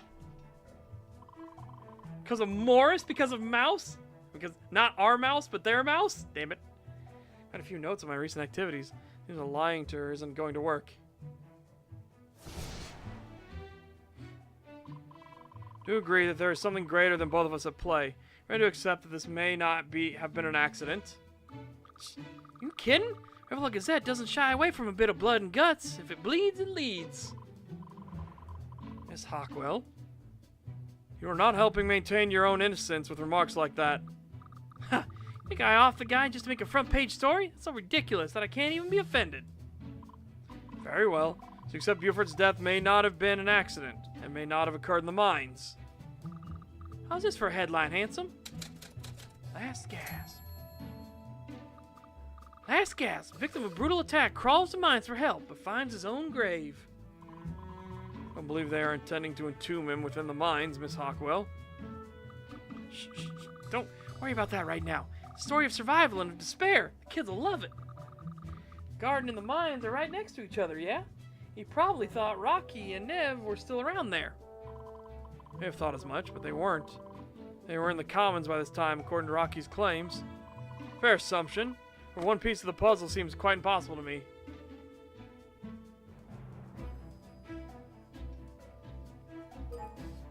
I need to look at the thing. Hold on a second.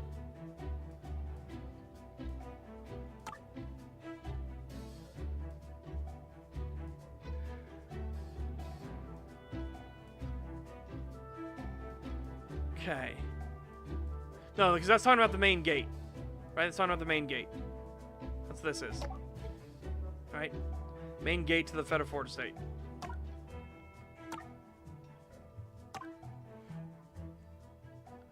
Yeah, the wall, they'd have to go all the way up to the commons and across. So yeah, it'd have to be that way.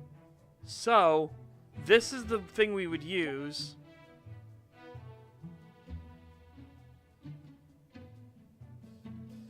Which one of these, though?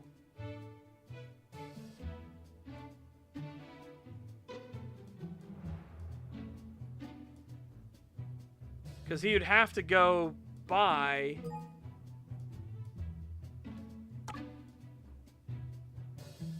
He could be back here, along the wall, but he'd come into the common living area, and he'd go past the workshop to get to the mines gate. So he would have run into them.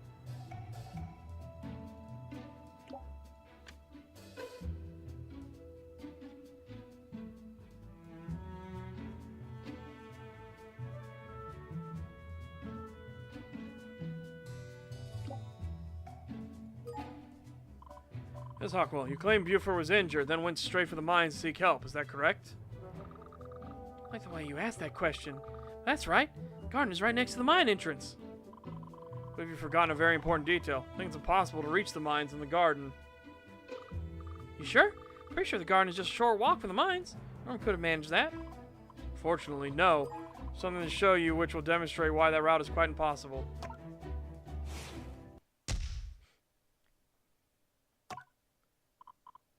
Look here, Hildy. The shape around the garden is a wall, and this part next to the mines is the access gate. The wall surrounds the entrance to the mines, and the gate was locked at the time. You know why the gate was locked? For safety reasons. Because I didn't realize the wall went all the way around the mines like that. Simple mistake. You'll be forgiven if you put the story on hold and let me finish my investigation. You got an eye for details, I'll give you that. But I'm not ready to give up the fight yet. Hildy Hookwell never backs down when she's hot on the scene. He's frantically looking for something that sticks now. Almost gotten her to see the truth. Question, Mr. Noxley. Is it true that you recently threatened a young courier boy in public?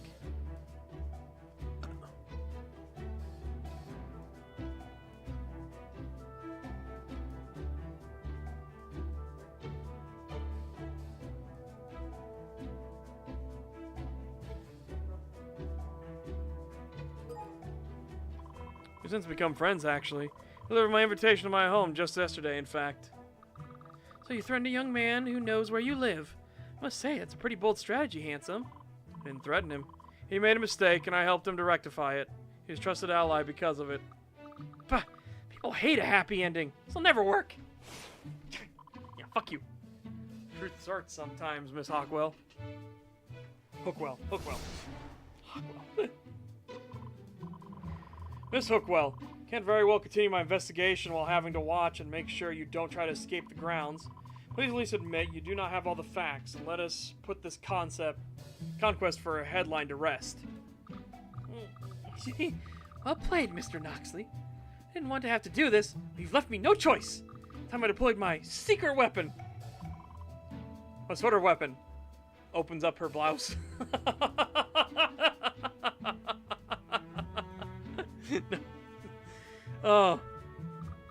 Evidence, my dear Noxley.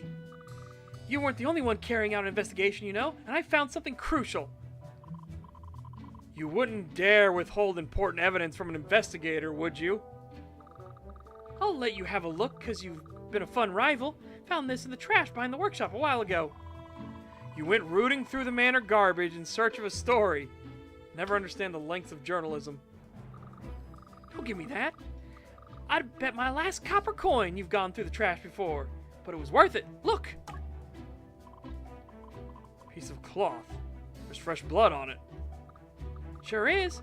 Norman's the only guy around here who's done much bleeding today. It's gotta be related. See? Okay, one, that doesn't have to mean it's related. Okay? Be very fucking careful. Right? Don't jump to that assumption. We need to tie it to the scene, right? We know that something was taken from there, but why? Why would that bag in particular be taken? Was it used? Why was it used? He wasn't killed at the mine entrance, he was killed somewhere else. Did he bump against the bag when they were dragging him and the person noticed it? Did somebody else have an incident and they're bleeding? Like, what's up with Dave? We have a situation with Davy and Henri. There's something here missing, right? Davy and Henri. They're incredibly fucking sus.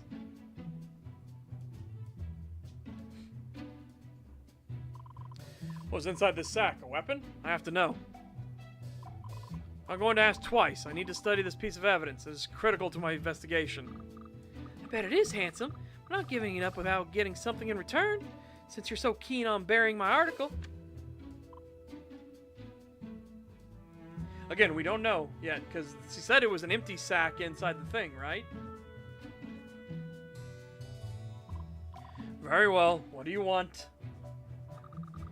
You're Fetafort's first guest in years, maybe forever. You've been keeping what went on in there a secret. Show me what you guys talked about, and I'll let you have this. And it better be something good, no gossip. Fetterford had a lot to say, including something very specific that he wished for me to investigate. Can't reveal what he told me, can I? Should I betray his trust if it means justice for Buford? Hookwell's just doing her job. I'm doing mine. Suppose I have no other choice. Fine. I'll tell you what Fetterford told me. Before I show you anything, you have to know it's an active, ongoing investigation. You must not share this with anyone. Cross my heart. Stake my hat as a journalist. Sources are always protected. Let's see it. Here. So I discussed with Lord Fetterford.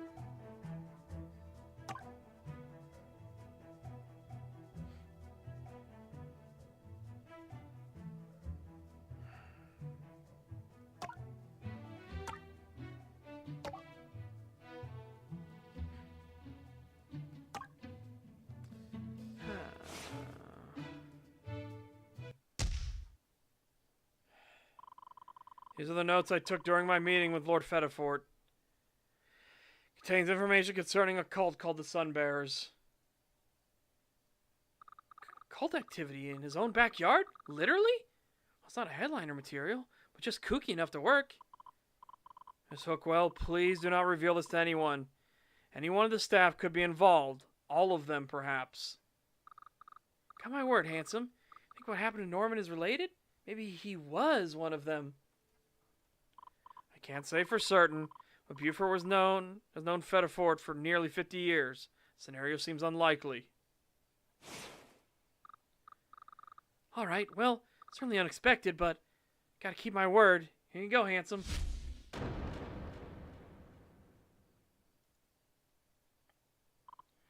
Thank you. Looks like an ordinary sack. Inside of it when you found it. Sorry, might have gotten your hopes up. Didn't see any kind of weapon inside. It was empty, so nothing incriminating inside. Pity. Still, I believe it calls for a closer investigation. Actually, not empty. Had some small pieces of wood broken up inside. Not much of a weapon. Didn't have any blood on them, so I dumped them out. That way I could fold the sack and carry it discreetly.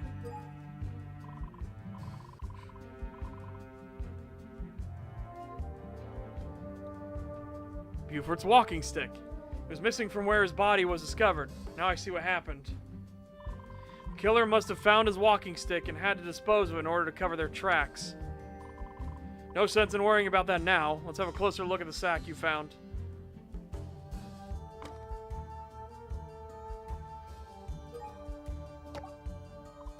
Old tawny-colored sack, large enough to... Did you guys see a save thing, by the way? I'm hoping there was a save. Sorry, chat. Moving stuff.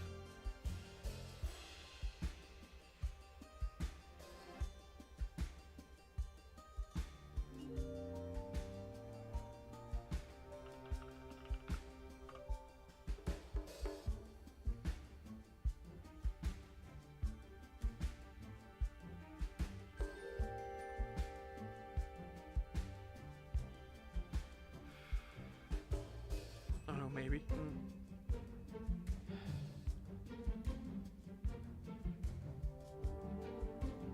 Okay. Old tawny collared sack, large enough to carry a small object, coal dust on the sides, and a bright red blood stain. Checked the bin where I found it and didn't see anything else that could explain the blood. It's only on the sack. Judging by how the pattern is being stained, the blood came from outside.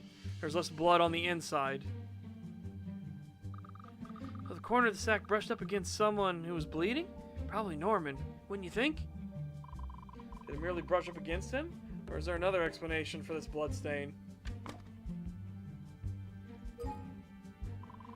I'll sound stiff and taut when pulled. Burlap, perhaps.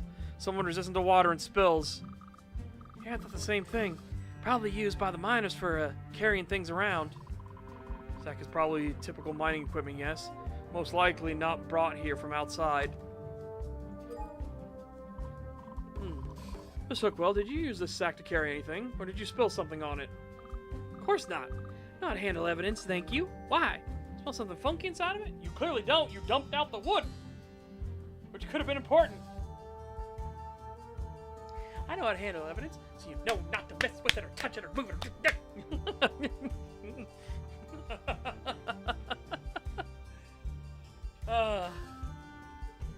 Yeah, which is why I'm like, hey, but you dumped out the wood. You dumped out the wood. Slap.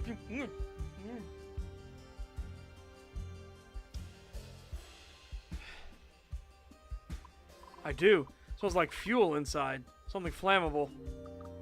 Oh yeah, sure does. Not a lot though. Just a little bit of fuel must have spilled out on the inside. Containing fuel or oil was being carried inside of the sack recently. Whatever it was is gone now. Hard, bitter bits of something inside of the sack. Flakes or pebbles. No softer than that. Maybe it's coal? A bit of pulverized coal might have collected in the bottom of the crease. Yes, that must be it. Sack was used for carrying coal. Perhaps it held a sample from the mines for analysis. Check for quality, you think? Could be, Noxie. But there's nothing in it now. Wonder why they tossed it. Very visible bloodstain on the outside. It was likely tossed for obvious reasons. Sack is slightly stretched on one side. Must have been carrying something heavy that stretched the fibers. Now you can tell that? No wonder they call you the dashing dark detective of Roost Street. Handsome. Ah, so you saw that. A specific shape and heft managed to stretch the fibers in the sack in the direction of the bloodstain.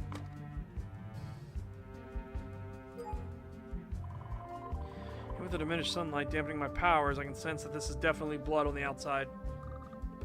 Figured it had to be. Can you tell whose blood it is? No, I'm unfortunately not that skilled. May not be a feat that any miasma dragon could pull off. Say you guys are associated with death. Seems to me you're more sensitive to life, aren't you? Perhaps. Sad truth is, all things die and decay. How close they are to that point is what our magic can sense.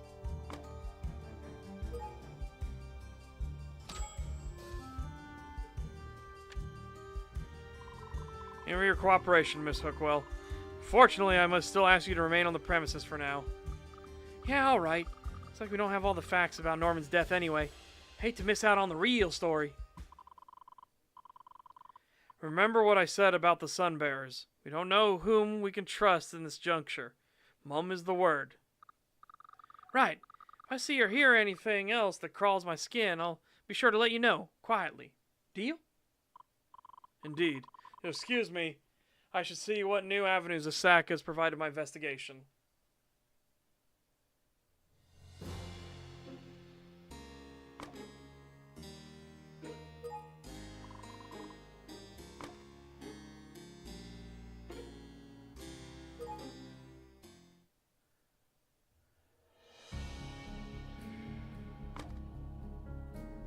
Yeah, we're going to the workshop.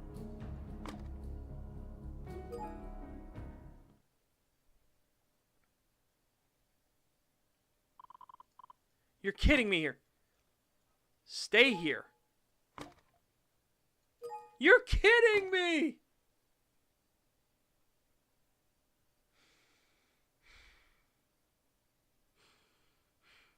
Right. Gardens. Why not? Let's just go to the gardens.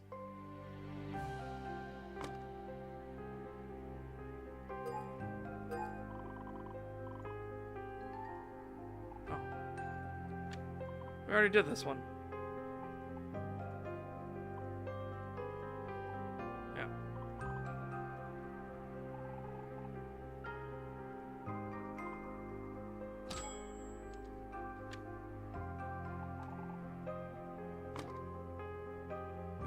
We did that already. Why?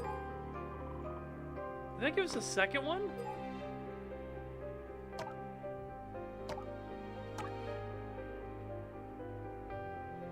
Oh, wait, no, I think now because we've confirmed it, we came back. Right? And let them know. Whoops. Let's read the logs real quick. Let's see if we confirmed anything.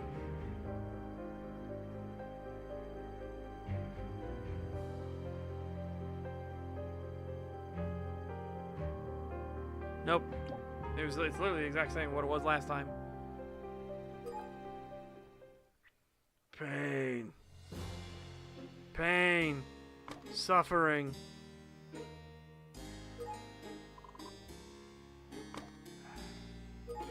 Guess we'll go to the mines. Right?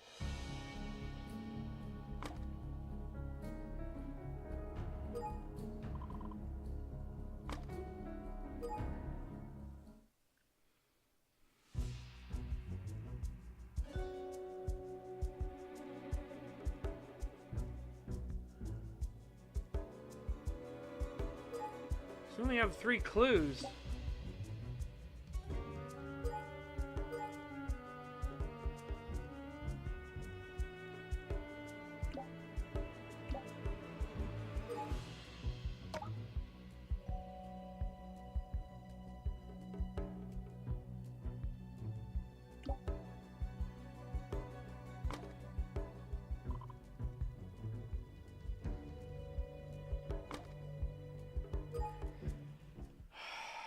Oh, check the crates again? Okay, hold on.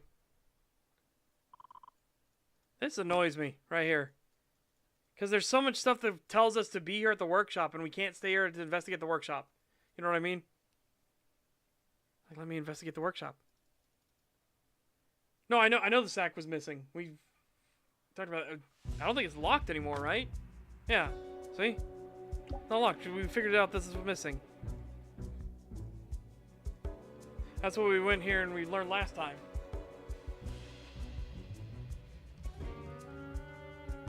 I hate it. There's so much stuff that tells us to be right there. Again, we got all the stuff for the body. We got all the stuff for the mining, all the mining tools and everything.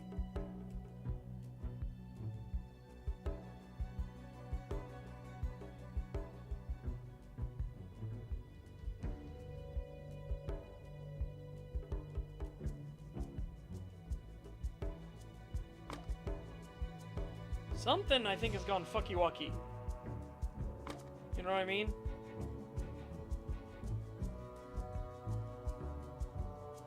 Something's gone fucky-wucky. Because we had Lestrade give us information again that we already had before. You know?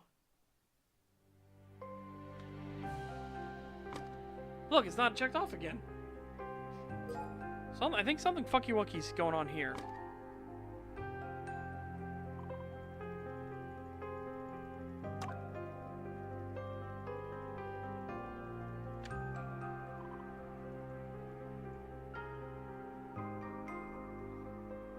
Well, there, that saved at least for us.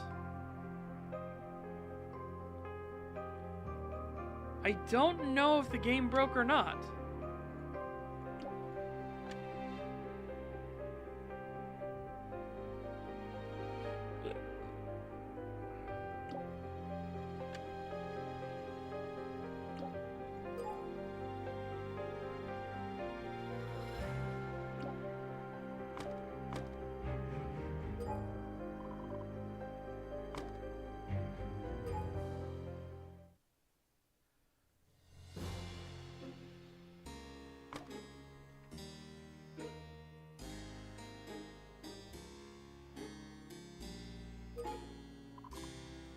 I don't know what's going on here. Like what?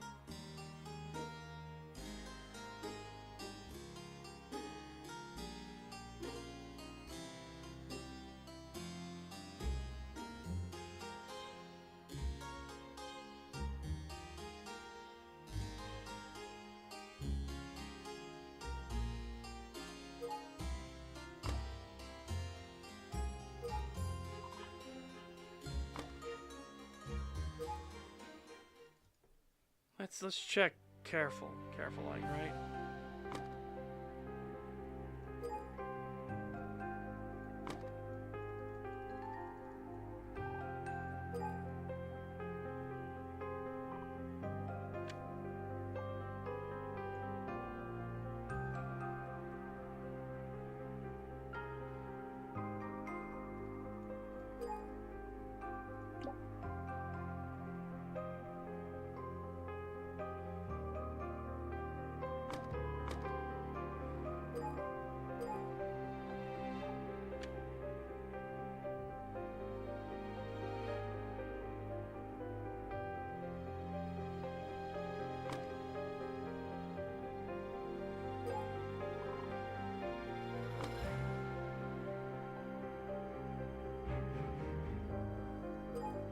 The workshop is where so many things have pointed us to now. But we can't do anything here. Hold on a second. I need to look up if there's something bugged right now.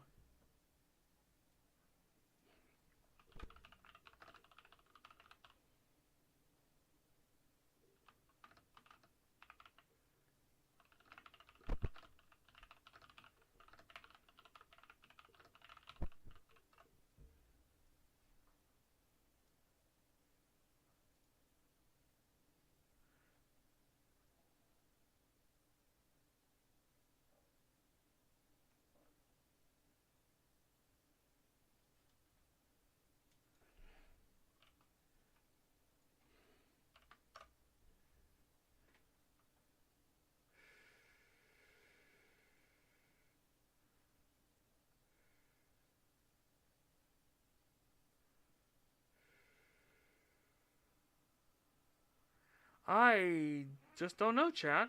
I don't know.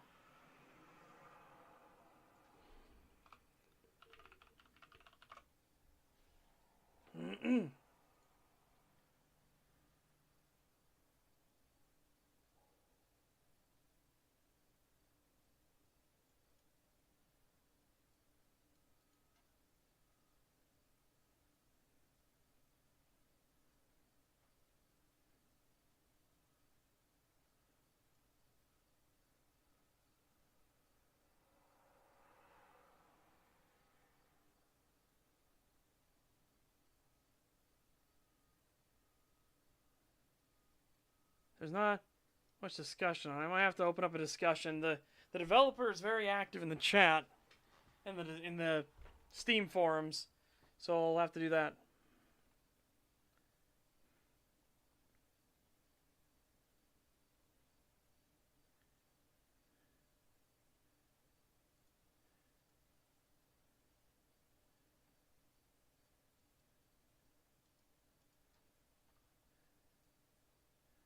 Yeah, they just, like, their most recent post was literally 2 days ago.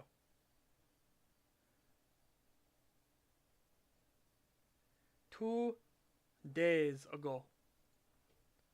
So I think the game is borked right now.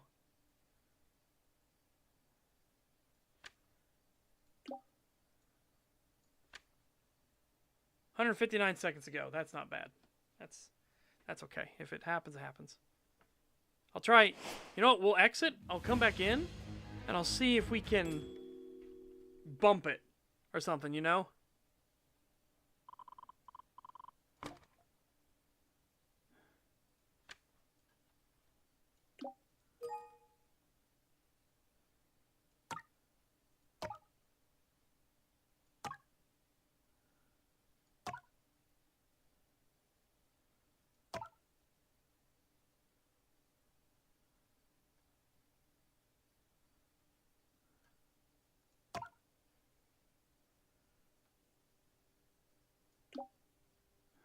No, doesn't seem we can.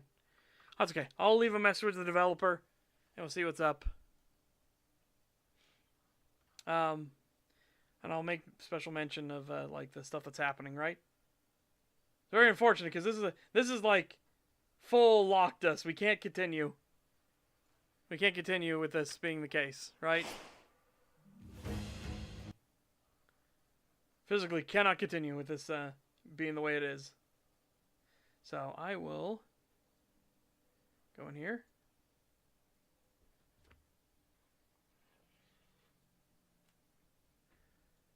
Discussion.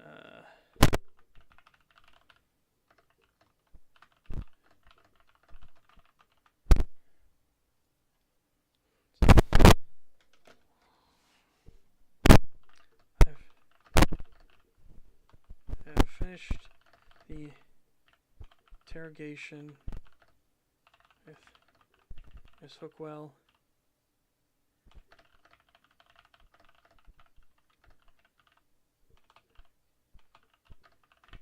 However, I cannot any further interactions. Any of the areas. No new dialogue is opened, and I cannot hit the workshop, even though this is the 5th insistence that something is going on weird at the workshop. It just asks me instantly to pick a different destination when I arrive. Lestrade does have dialogue available, but it's the same dialogue I have already received. It just unmarks itself, and I get the same exact conversation I've already had with him before.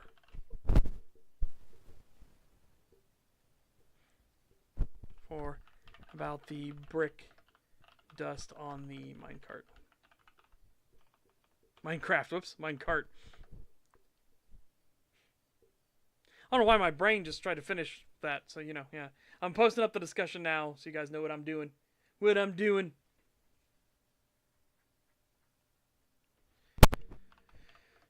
No other areas to explore. Only 3 clues thus far, with most likely being a workshop that I cannot gain access to.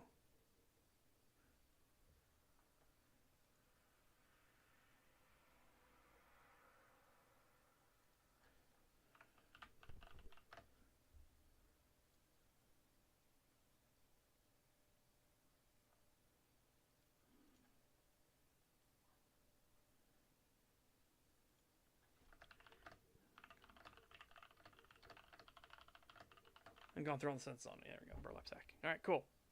Post discussion. Yeah,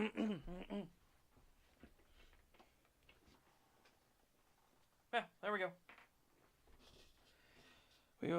We'll do that. Yeah. In the meantime, though, chat, hope you guys take care. Have a fantastic day. Stay safe and healthy. Get fit, get ripped. Remember, this Saturday we're watching Godzilla -1. Another fantastic movie. So yeah, look forward to that. I will get to doing more writing. I need to make myself some lunch because I'm hungry. And yeah, we will also. I'll need to go do my lift and everything. I need to start working out again proper. I've been so frazzled. I haven't been working out, and I need to work out again. I'm feeling blucky, just in general. I need to do my workouts again. Yeah, hopefully I'll see you guys there for the Saturday Showtime. And yeah, we'll see what happens here. Anyways, chat. Bye-bye for now. Goodbye. Bye-bye. Bye-bye.